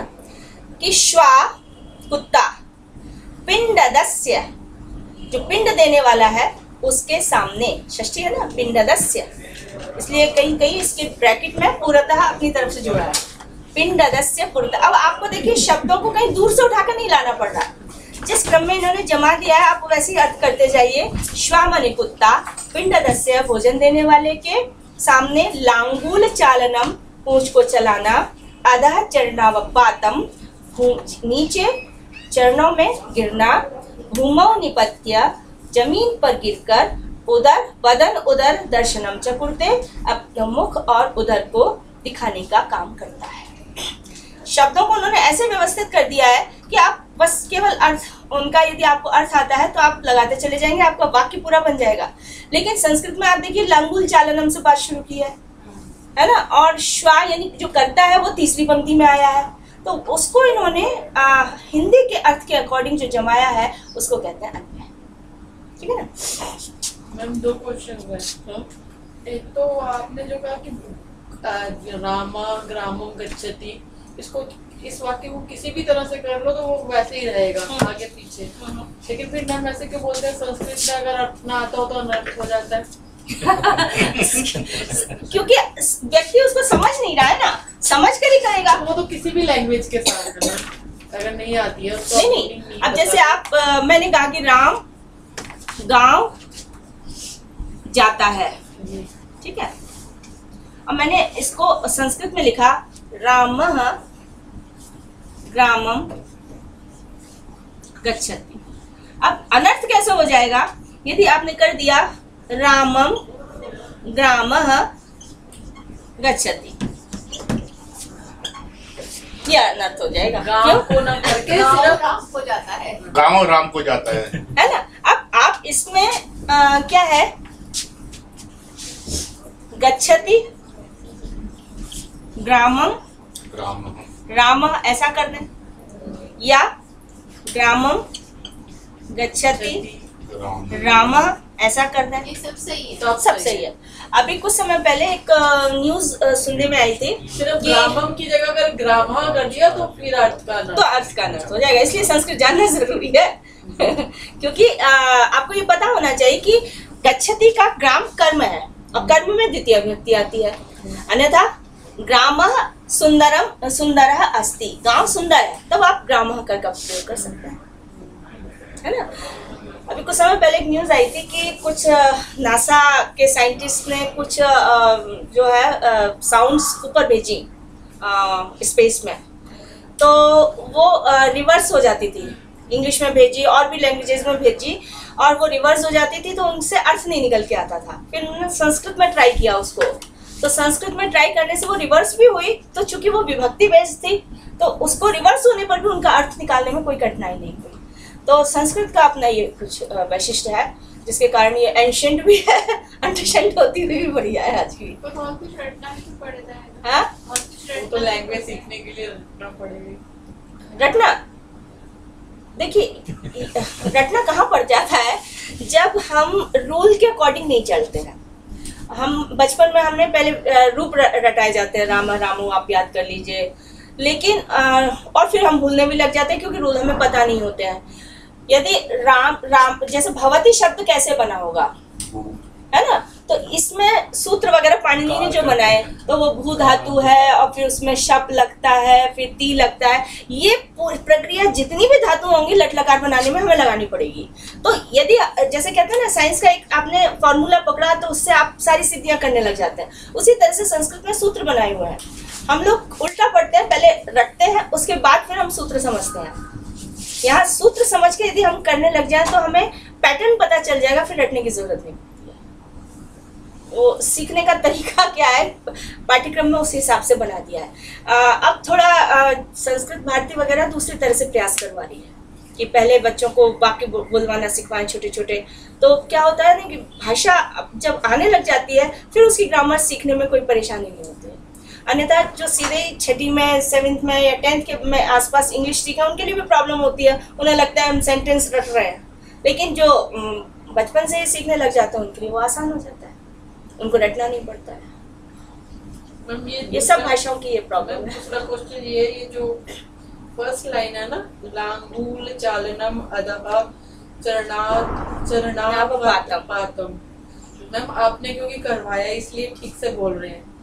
कुछ ऐसा पैटर्न है, कुछ आप ऐसा अवेलेबल करवा सकते हैं कि हमें बोलना आ जाए, उच्चारण सही हो जाए।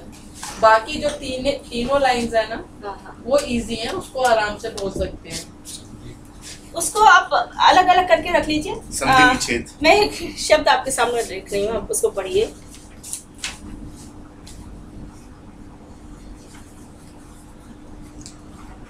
एक तो ये है दशराम शरा, दशराम शरा, दशराम शरा। इसको यदि आप पढ़ेंगे तो आपको कुछ समझ में नहीं आएगा, टुकड़े अलग अलग कर दिए। तो संस्कृत में शब्द पहले पकड़ने में आने चाहिए, उसके अनुसार उनको तोड़ना पड़ता है। इसमें क्या है, अब ये क्या है, इसको आप ऐसे देखिए, फिर ऐसे देखिए, फिर ऐसे देखिए। दस राम व्यक्ति, शर वाण, ठीक है, वाण। तो राम के 10 वाण ये अर्थ है। लेकिन यदि इसको हमने बीच में तोड़ दिया तो दशरा मशरा हो जाता है, तो दशरा मशरा का कोई अर्थ निकल के नहीं आता है।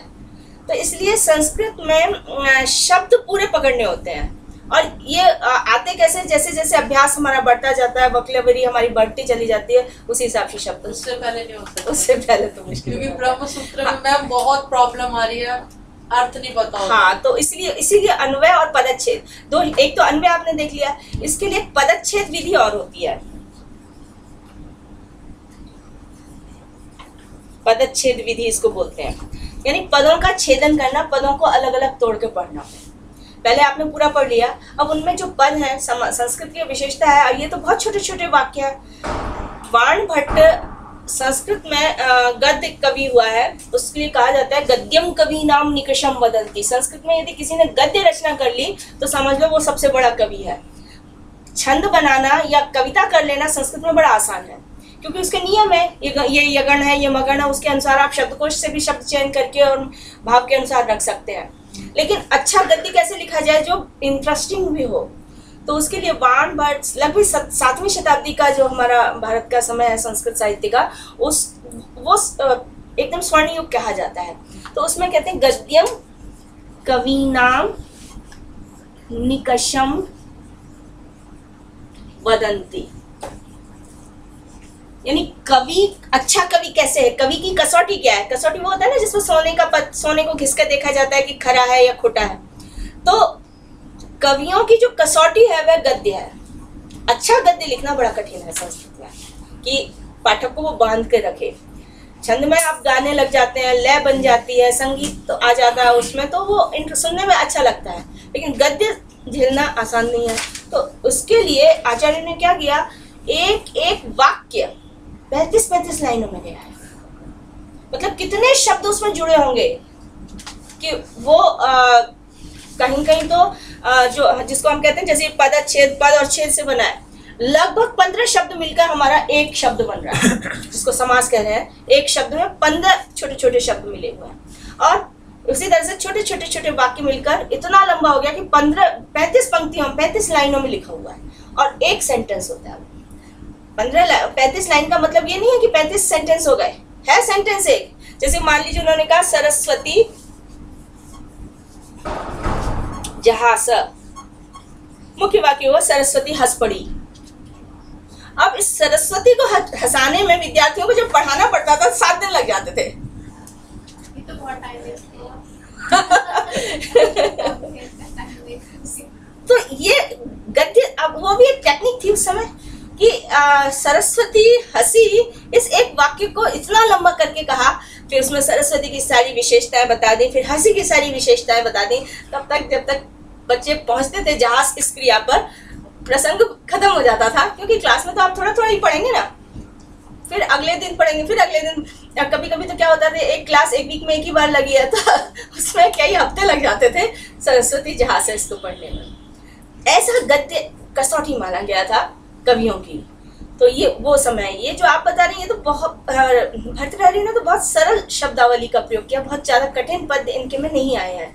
बहुत इसको हम कह देते हैं समास युक्त पद, समास युक्त, समास हो जाते हैं छोटे छोटे, जैसे माता और पिता, पितरव, मिलकर एक शब्द हो गया। 2 शब्द है लेकिन मिलकर एक हो गया।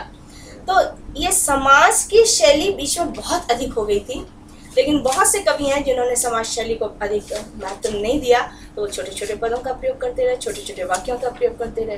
कालिदास की शैली वैदर्भी शैली कहलाती है। तो जिसमें लंबे लंबे समास होते हैं उसको संस्कृत में कहा जाता है गौड़ी शैली, गौड़ी शैली। और आज भी आप देखेंगे ना, तो कहीं ना कहीं थोड़ा ये भौगोलिक प्रभाव हमें दिखाई देता है। जैसे बंगालीज हैं, बंगालीज थोड़ी क्लिष्ट भाषा बोलते हैं, इंग्लिश भी बोलेंगे तो उनकी थोड़ी, मराठियों की थोड़ी इजी होती है। तो मराठी है कठिन, थोड़ी हार्ड, थोड़ा टफ लैंग्वेज ले लेते हैं वो। और मराठियों की थोड़ी सॉफ्ट स्पोकन भी होते हैं, और उनकी भाषा इजी होती है थोड़ी।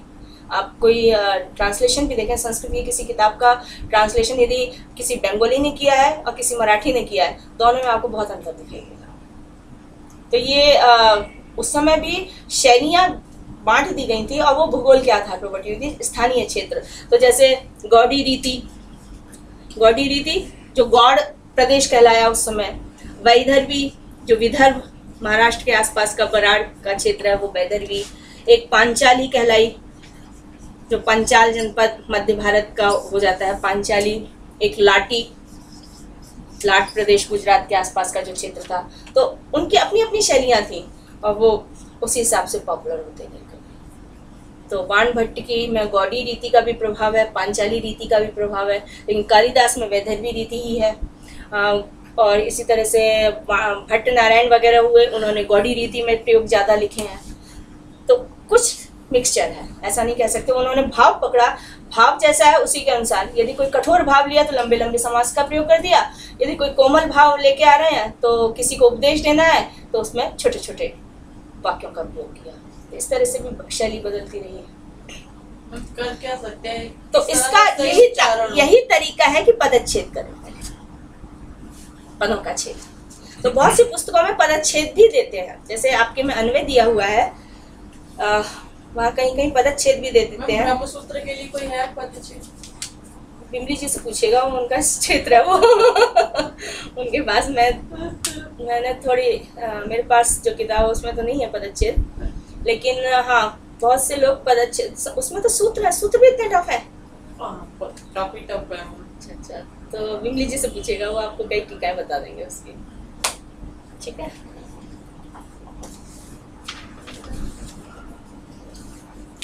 और देखिए आगे इसमें भी जो 38वां पद देखिए, 38वां। सिंहा शिशुरपि निपतति मद मलिन कपोल भित्तिषु गजेषु प्रकृतिरियं सत्त्ववतां न खलु वयस्तेजसो हेतुः।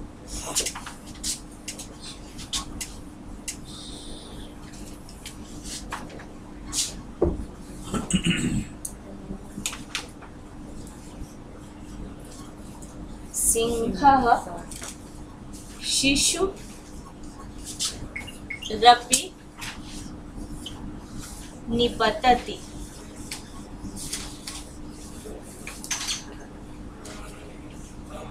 मद मलिन कपोल भित्तिषु गजेषु।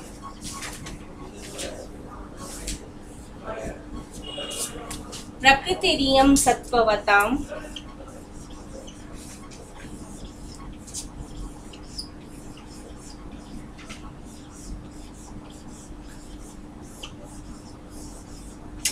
सत्त्ववतां न खलु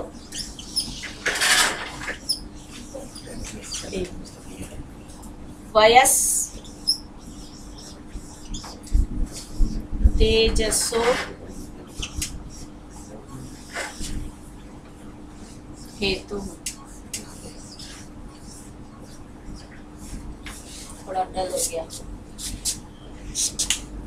वर्णिक छंदों की तो चर्चा हम लोग कर चुके हैं, जिसमें हमने देखे गण। ये आर्या छंद है।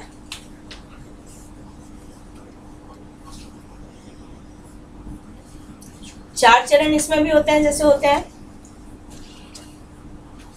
पहले चरण में 12 मात्राएं होती हैं। इसमें वर्ण नहीं गिने जाते हैं, मात्राएं गिनी जाती हैं।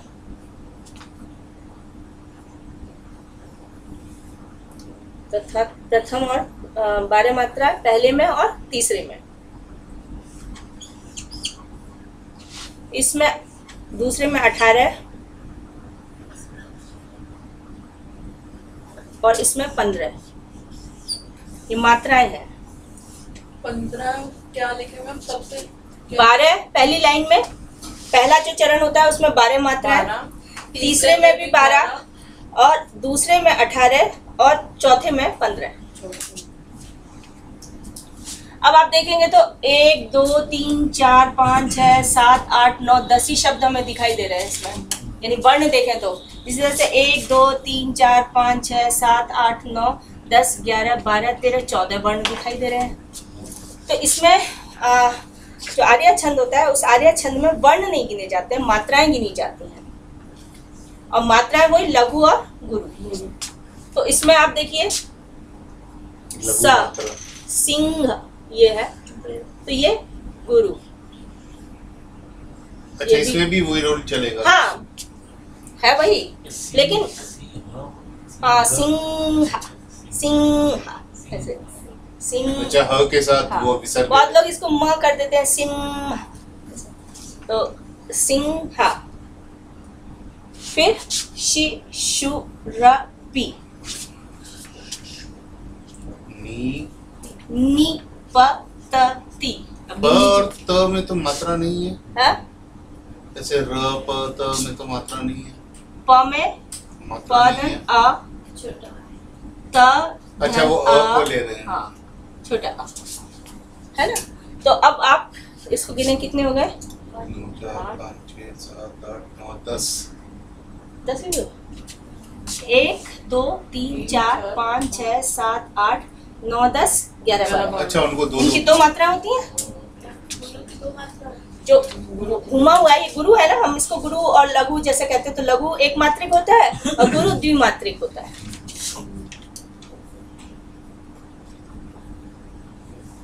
दूसरी पंक्ति में आप खुद लगाइए 18।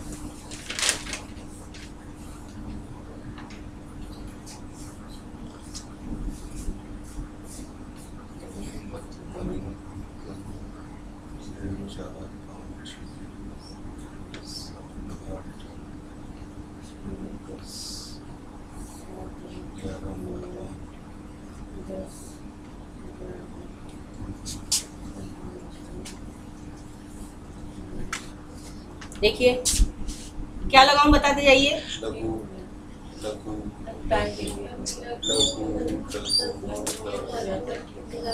दीर्घ। यहीं पे है ना गुरु? हाँ? ली पे नहीं आएगा। दीर्घ ली पे कपोल कपोल ये तो छोटी ही है ना। छोटी ई है, छोटी है और ल के साथ जो आएगा वो भी छोटा है। कितना हो गया? 1 2 3 4 5 6 7 8 9 10 11 12 13 14 15 16 17 17 हो गए। 1 2 3 ती में दो नहीं आएगा, भित्तिषु। हाँ इसमें भित्तिषु वो लघु, ती इसमें भी तो- लघु आएगा। एस ये तो ती छोटा हो गया, ये बड़ा हो गया ना भी, हाँ। इसमें ता के कारण गुरु हो गया ये।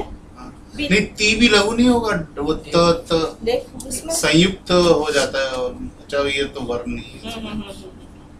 संयुक्त से पहले वाला गुरु 1 2 3 1 2 3 4 5 6 7 8 9 10 11 12 13 14 14 15 16 17 एक कहीं मिस तो नहीं है। अंतिम वाले को मैम गुरु कर देंगे ना आवश्यकता अनुसार। हाँ ऐसा भी हो सकता है। मद मलिन कपोल भित्तिषु गजेषु, पादांत में लघु भी गुरु मान लिया जाता है। ये एक नियम विकल्प के तौर पे, जैसे हम कह देते हैं ना वैकल्पिक नियम होता है।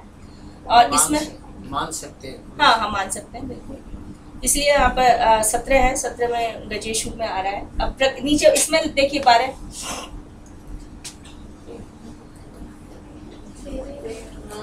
क्री क्या होगा?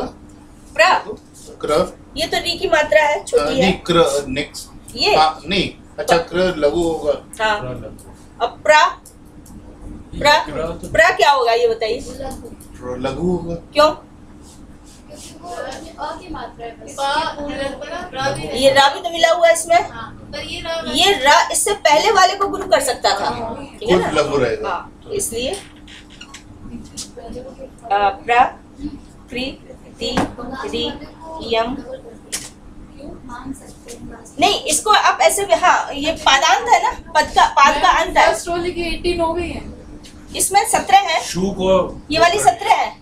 लेकिन पादांत के ये मैं नियम आपको भेज दूंगी। पादांत में लघु को गुरु मान लिया जाता है, पाद का अंत है तो इसलिए। प्र में लेकिन मैडम ये प्र की वजह से भी तो गुरु हो जाएगा वो। प्रा की वजह से इसलिए नहीं होगा क्योंकि वहां पर हमने आपको एक लाइन लगा दी है, हमारा पूरा विश्रांति है।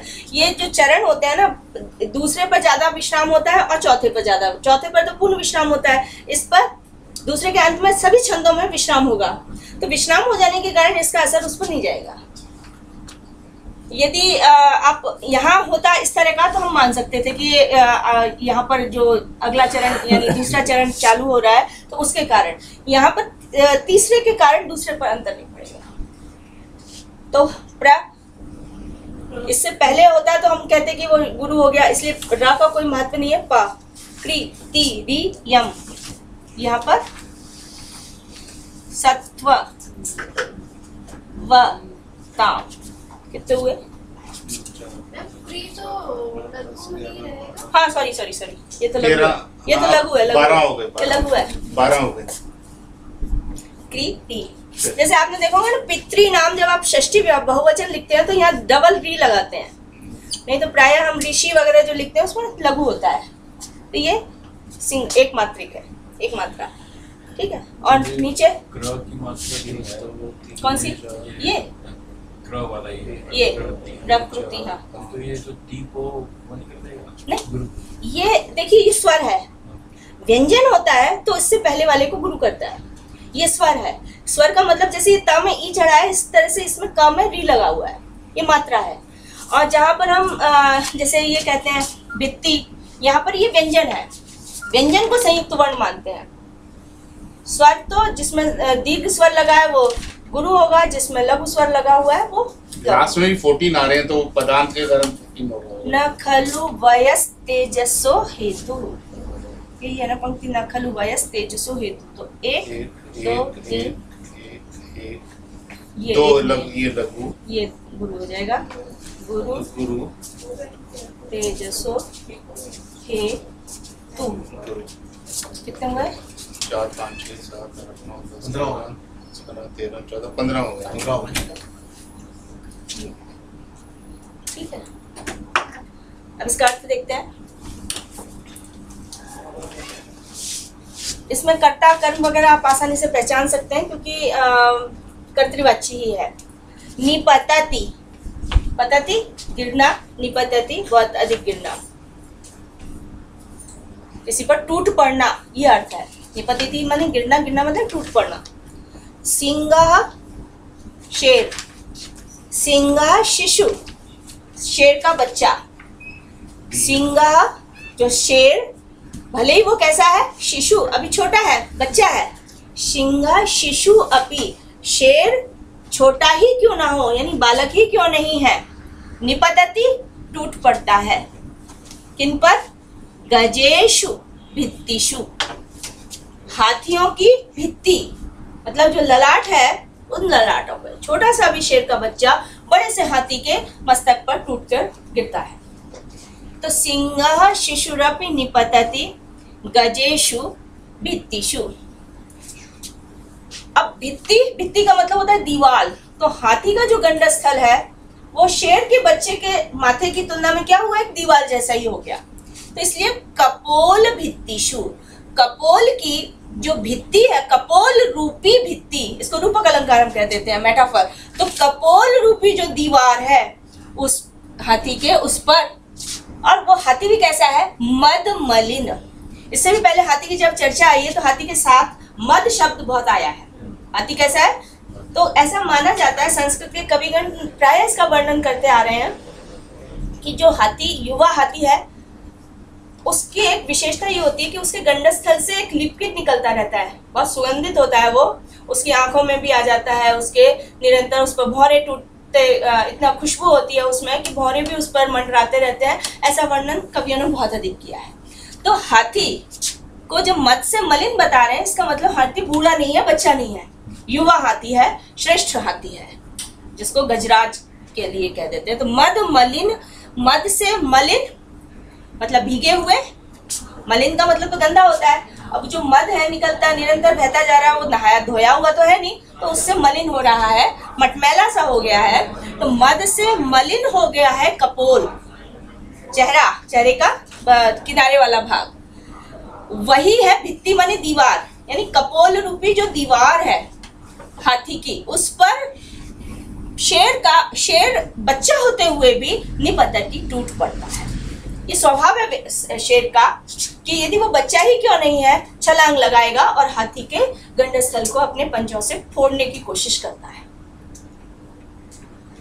प्रकृति रियम सत्ववताम, सत्व से जो युक्त हैं, सत्व पराक्रम, शौर्य से जो युक्त होते हैं, पराक्रम से जो युक्त होते हैं, पराक्रमी होते हैं, उन इयम प्रकृति, उनकी, यहाँ पर षष्ठी व्यक्ति का बहुवचन है, सत्ववताम, जैसे भगवताम, भगवान की तरह रूप चलेंगे, तो सत्ववताम, वतु प्रत्यय है।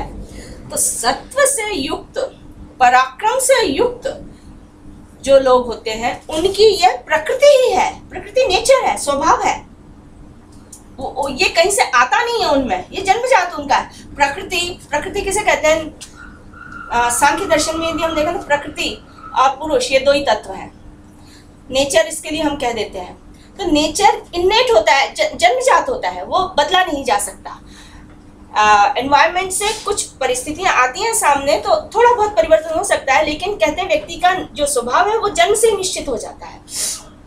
इसलिए कई जगह भर्तृहरि ने भी कहा है, स्वभावो दुरतिक्रमः, जो स्वभाव है वो बदला नहीं जा सकता, उसका अतिक्रमण नहीं किया जा सकता। तो कहते हैं कि प्रकृति रियम सत्ववताम, पराक्रमियों की यह प्रकृति ही है, ये स्वभाव ही है। न खलु वयः तेजसो हेतु, जो वयः आयु, एज, जो वयः आयु है, व्यक्ति की उम्र होती है, अवस्था है, निश्चय ही, खलु निश्चय ही, तेजसो हेतु न, तेज का कारण नहीं है। कोई व्यक्ति ज्यादा एज का हो जाए तो उसमें ज्यादा ग्लोरी हो जाए, ज्यादा पराक्रम आ जाए, ऐसा नहीं होता। बड़े बड़े व्यक्ति भी डरपोक देखे जाते हैं, जबकि शेर का, हाथी कितना बड़ा है लेकिन शेर के आगे वो कमजोर ही सिद्ध होता है। तो जो अवस्था होती है कि जब शेर बन जाएगा, बड़ा हो जाएगा, तभी हाथी के गंडस्थल को फोड़ेगा, ऐसा नहीं। छोटा सा बालक भी, शेर का जो बच्चा है वो भी हाथी के गंडस्थल पर टूट पड़ता है।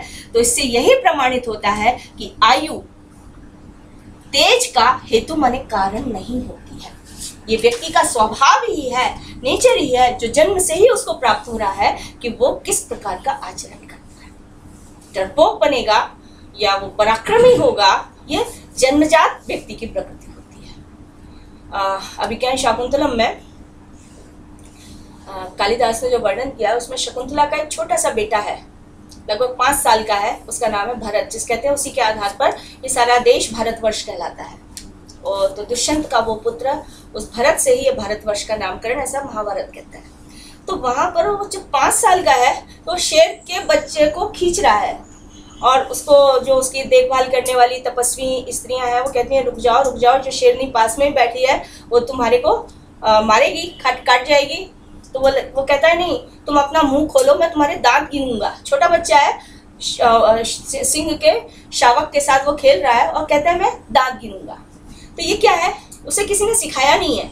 आश्रम का परिवेश है, वातावरण है, आश्रम के वातावरण में सबके शांत चित्त होते हैं, लेकिन उसकी ये जन्मजात प्रकृति है, वो क्षत्रिय है, जन्मजात प्रकृति है उसकी कि वो शेर के बच्चे के साथ ही खेल रहा है, उसको कोई खिलौना पसंद नहीं आता है, वो शेर के बच्चे के साथ। तो यहाँ पर भी ये अन्योक्ति है। अब शेर को तो ये कहा नहीं जाएगा कि ये बड़ा पराक्रमी है, ऐसा बनो वैसा बनो, तो इसके माध्यम से सामान्य प्रकृति के व्यक्तियों का जो स्वभाव है वो बतलाने का यहाँ पर प्रयास किया है कि कोई ये सोचे कि मैं बड़ा हो जाऊंगा तब ये काम करूंगा, ऐसा नहीं है। व्यक्ति के स्वभाव में ही लगनशीलता होती है और वो उसको उस कार्य की ओर ले जाती है। तो इसलिए प्रतीक्षा और समय आने पर ये काम होना, ये मानवीय स्वभाव नहीं होना चाहिए। वो अपने जो प्रकृति है उसके अनुसार प्रकृति उसको उसके काम में लगा देती है। तो न खलु वयः तेजसो हेतु, जो अवस्था है वह तेज का कारण नहीं होती है। जो छोटा व्यक्ति है वो भी बड़ा पराक्रमी हो सकता है। ठीक है, इसकी संधि विच्छेद करके बताएंगे। प्रकृति नियम, जो पदच्छेद की बात हम करते हैं ना, सबसे पहला तरीका यही होता है कि पहले आप पदच्छेद करें, पदच्छेद के बाद अन्वय करें और अन्वय के बाद फिर अर्थ करें। तो यदि हम इसका पदच्छेद की दृष्टि से देखें तो सिंहा, ये हाँ प्रकृति नहीं क्या बोला आपने फिर से? प्रकृति ही, हाँ प्रकृति ही, रा का ये विसर्ग संधि हमने पढ़ी थी ना, प्रकृति ही इयम, रा है, रा का विसर्ग हो गया और ये ऐसे यहाँ से चलेंगे तो सिंहा, ये तो क्लियर है। शिशु, वही जो आप यहाँ बता रहे हैं, शिशु अपि, शिशु अपि। अब शिशु है तो शिशु का मतलब हम हिंदी में जानते हैं क्या है, तो सिंहा शिशु, सिंह शिशु ही क्यों ना हो, बच्चा भी है तो भी निपतति गिर पड़ता है। तो यहाँ ऊपर ये थोड़ा लंबा हो गया, मद मलिन कपोल भित्तिषु, मद से मलिन कपोल रूपी भित्ति वाले गजों पर, हाथियों पर। अब ये देखिए गजेशु मुख्य है हमारा, और ये जो शब्द है वो इसका एडजेक्टिव है, विशेषण है, ये विशेष्य है और ये हाँ, तो विशेषण में भी वही विभक्ति वचन लगता है जो विशेष्य में लगता है। तो हाथियों पर टूट पड़ता है। वो हाथी कैसा है? मद से मलिन कपोल रूपी भित्ति वाले। तो अब यहाँ पर मद मलिन, मद से मलिन, इसमें सप्तमी लगाई है ना? अच्छा, लोकेशन के ऊपर हाँ, उस पर टूटता है, नीचे है लेकिन टूट कर ऊपर जाएगा, लोकेशन के कारण हाथियों के गंडस्थल पर निपतति, गिरता है, गिरता है मतलब प्रहार कर देता है। ठीक है, न खलु, यहाँ पर देखिए न खलु वयः, यहाँ पर होगा तो क्या, मूलतः तो इसमें विसर्ग होना चाहिए, वयः, फिर है तेजसः। लेकिन यहाँ एक और नियम होता है कि यदि विसर्ग के बाद ता आ रहा है तो विसर्जनीय से सह से ये सकार में बदल जाता है, तो तेजसः। और यहाँ पर तेजसो में जो ओ दिखाई दे रहा है वो क्या है? विसर्ग का ही ओ हो गया है, ओत होगा। तो हमने कई रूप देखे थे, कहीं विसर्ग र में बदल जाता है, कहीं सा में बदल जाता है, कहीं तालव्य श में बदल जाता है, कहीं मूर्धन्य श में बदलता है। तो एक बार नियम खोल के देखना पड़ेगा आपको। इसको कैसे बोलेंगे लास्ट वाले को? न खलु वयस तेजसो, वयस तेजसो, वयस तेजसो हेतु, वयस तेजसो हेतु। मैम ये हमने तो ये संधि वगैरह नहीं पढ़ा क्योंकि 6 मंथ्स में जैसे होता है मैम, इसलिए हम क्या संधि का टॉपिक डाल के उसको भी पढ़ाई तरीके से करें? किसमें करेंगे मैम ये सब वी हैव नॉट डन। वो नोट्स में है जो आपको दिए ना? नहीं, संस्कृत के आपको नहीं मिले ना? चाहिए संस्कृत के? चलो मैं देखूंगा। नहीं तो व्हाट्सएप, उसमें व्हाट्सएप भी किए थे शायद उन नियमों मैं आपको संधि के भेज दूंगा, कुछ पड़े हुए व्हाट्सएप पर भी किए थे। विसर्ग संधि वगैरह जो मैंने ली थी उसके कुछ नियम बताए थे, प्रत्यय कुछ लिए थे। वो पड़े हुए मेरे पास सब। हाँ, बिमली जी जो आप लोगों को बता रहे हैं ना, वो ग्रामर ही उनका है मेन बेस, वो ग्रामर से ही चल रहा है। मैं लैंग्वेज भाषा पढ़ रही हूँ, साहित्य से हम व्याकरण सीख रहे हैं, वो व्याकरण से भाषा सिखा रहे हैं हम लोगों को। वो स्पोकन है। हाँ हाँ, छोटी छोटी चीजें। हाँ हाँ हाँ। इसी तरह से आप यहाँ भी चल सकते हैं। जैसे हमने कहा सिंह शिशुरपि निपतति, कह निपतति, कह निपतति, सिंह निपतति, सिंह कुत्र निपतति, गजेषु गजेषु निपतति। तो सिंह कीदृशेषु गजेषु निपतति, कैसे गजों पर टूट पड़ता है? मद मलिन कपोल भित्तिषु गजेषु निपतति। तो छोटे छोटे वाक्य से सिंह कीदृशः सिंह शिशुरपि, सिंह निपतति, कीदृशः सिंह निपतति, शिशुरपि सिंह निपतति, शिशुरपि सिंह कुत्र निपतति। कुत्र से मतलब सप्तमी में ही हमें अर्थ उत्तर देना पड़ेगा। कुत्र शब्द जहाँ भी प्रश्न में पूछा जाएगा उसका मतलब है हमें उत्तर में सप्तमी लगानी ही पड़ेगी।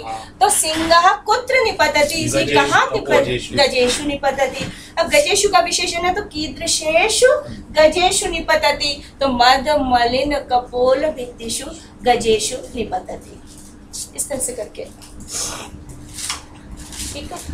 मैम एक रिक्वेस्ट है, अगर आप कुछ कठिन शब्दों को ला सकते हैं, थोड़ा सा कैसे करवा दें। कैसे?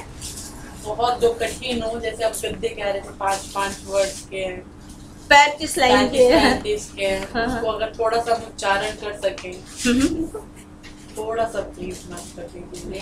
अगली वाले आते हैं कुछ शब्द वाक्य लिख के ले आते हैं। गद्य मतलब लंबा बहुत लंबा सेंटेंस हो जाता है, सेंटेंस लंबा हो जाता है, वो गद्य हो गया।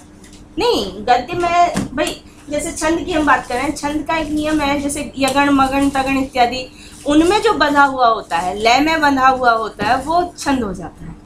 और जो किसी नियम में बंधा हुआ नहीं है, वो स्वतंत्र रूप से जिसमें हम शब्द या कोई भी लगाए चले जा रहे हैं और उसका विस्तार करते हैं, वो गद्य हो जाता है। नियम जो है कि छंदोबद्धम पदम, पद किसे कहते हैं, पद्य किसे कहते हैं, जो छंद में बंधा हुआ होता है। छंदोबद्धम पद्यम, जो पद्य है वह छंद में बंधा हुआ होता है। और जो उससे मुक्त है अपाधा पद संतान है, जिसमें पाद इत्यादि व्यवस्था, इसमें हम कहें एक पाद, पहला पाद, दूसरा पाद, अपाधा पद संतान गद्यम, जहाँ पर पद चरण व्यवस्था नहीं होती है, स्वतंत्र विकास होता है वाक्यों का, वो गद्य कहते हैं। क्रिएटिव दोनों ही, क्रिएटिव दोनों ही हैं। गद्य भी कभी उसमें भी अलंकार आएंगे, उसी में भी अभिधा लक्षणा व्यंजना आएंगी, उस समय हम लोग पिछली कक्षा में देख रहे थे, तो वो गद्य में भी होती हैं और पद्य में भी। अलंकार वहाँ भी होते हैं, अलंकार यहाँ भी होते हैं।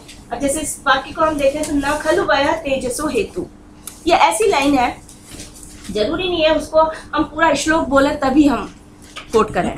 इस पंक्ति को आप कहीं भी कभी भी कोट कर सकते हैं। छोटा बच्चा खेलते खेलते सांप पकड़ लेता है और रगड़ देता है, बड़ा होता है थोड़ा, जब समझने लगता है नुकसान करता है, तब भी कुछ बच्चों में ये प्रकृति होती है कि वो हिंसक जंतुओं पर उनके साथ खेलने लग जाते हैं, कुछ भी करते हैं, डर, उनमें डर की प्रकृति नहीं होती है। ऐसे में हम कभी भी कोट कर सकते हैं न खलु वयः तेजसो हेतु। कभी हम बड़े व्यक्ति को देखते हैं, बड़ा डरपोक होता है, नहीं जाता है नज़दीक जिससे डर लग रहा है, तो स्वाभाविक है न खलु वयः तेजसो हेतु। जरूरी नहीं है कि व्यक्ति कोई बड़ा हो गया है तो वो पराक्रमी भी बहुत हो जाएगा, तो न खलु वयः। ऐसे प्रयोगों को यदि अलंकार की भाषा में कहें तो इसको कहा जाता है अर्थांतरन्यास अलंकार, जहाँ एक पंक्ति ऊपर में कही हुई जो बातें आई हैं उनको सपोर्ट करती है, उनको पुष्ट कर देती है। हाँ, जैसे उन्होंने कहा कि शेर का बच्चा हाथी के गंडस्थल पर टूट पड़ता है, ठीक ही तो है, उम्र पराक्रम को नहीं देखती है, या जो उम्र है उसके कारण किसी में पराक्रम हो ऐसा आवश्यक नहीं है। तो आयु तेज का कारण नहीं होती है। जैसे ये बात कहा तो छोटा सा भी बच्चा है, वो भले ही छोटा है लेकिन वो बड़े बड़े हाथियों से टक्कर ले सकता है, ये बात पुष्ट हो जाती है। तो ये जहाँ पर कोई सामान्य एक जनरलाइजेशन हम कर देते हैं किसी बात का और उससे किसी खास बात को हम पुष्ट करते हैं तो वो अर्थांतरन्यास अलंकार कहलाती है। साहित्य है ना, साहित्य में हमें देखना पड़ता है। इसमें अलंकार है, काव्यलिंग अलंकार लिखा हुआ है इसके। हाँ, काव्यलिंग अलंकार थोड़ा पॉपुलर कम है इसलिए मैंने आपको नहीं बोला कि न खलु वयः तेजसो हेतु। यहाँ पर ये कहते हैं सिंगा शिशुरपि निपति मद मलिन कपोल भित्तिषु। इसका अर्थ समझ में आ रहा है कि छोटा बच्चा भी हाथियों के गंडस्थल पर टूट पड़ता है। क्यों क्यों? इसका कारण क्या है? वही है सत्ववताम इयं प्रकृति, जो पराक्रमी है उनकी ये प्रकृति। तो अब आप ये देखिए, ये जो पंक्ति थी इस पंक्ति को इसका कारण बता दिया गया है। तो काव्यलिंग अलंकार कहाँ होता है? जहाँ किसी वाक्य के माध्यम से या किसी एक शब्द के माध्यम से कही हुई बात का कारण स्पष्ट किया जाए। कारण क्या कारण है कि एक छोटा भी सिंह का बच्चा हाथी के गंडस्थल पर टूट पड़ता है।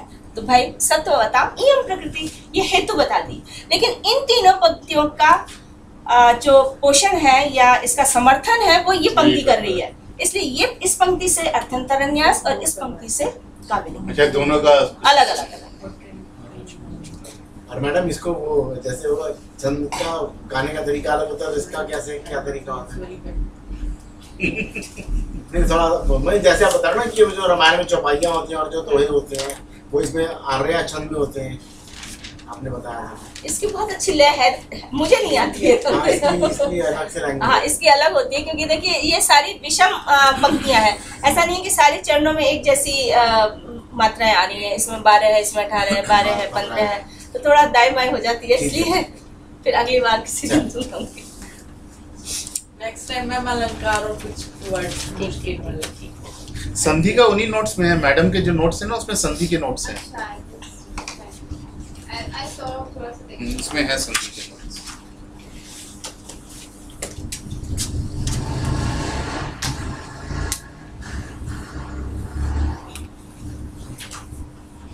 अच्छा हो रहा है वैसे मैम, उनका स्पोकन है, आपका रिटन में जो क्लियर हो रहा है ना। हाँ, ये साहित्य है, वो जो है वो भाषा है सामान्य, ये साहित्यिक भाषा हो जाती है और बहुत अंतर आ जाता है।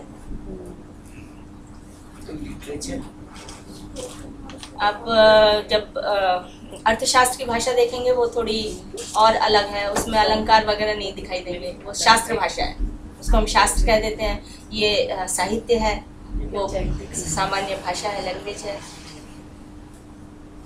ठीक है, यही रखते हैं, आज खत्म करते हैं।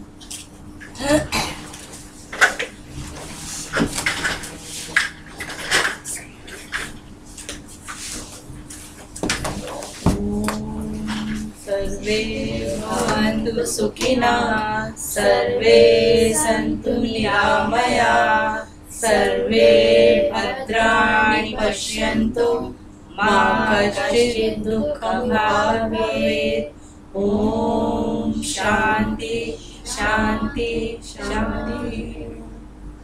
Thank you. सबको भी धन्यवाद।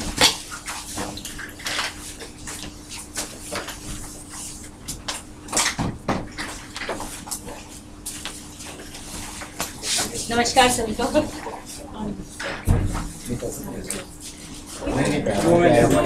आपने ला लिया कोई बात नहीं। तो which mode do you practice? Next time नहीं तो नेक्स्ट टाइम मुझे आप मेरे को नेक्स्ट टाइम रेफर दे। ना कोई बात। एक मिनट सर, ये अनुप सर प्लीज।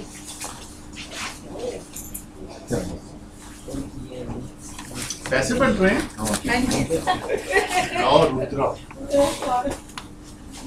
तो ये multiple colleagues working there or you have two firms, two of them. 50. One is excited, one is my proprietorship. वो sir another one I'll send you contact.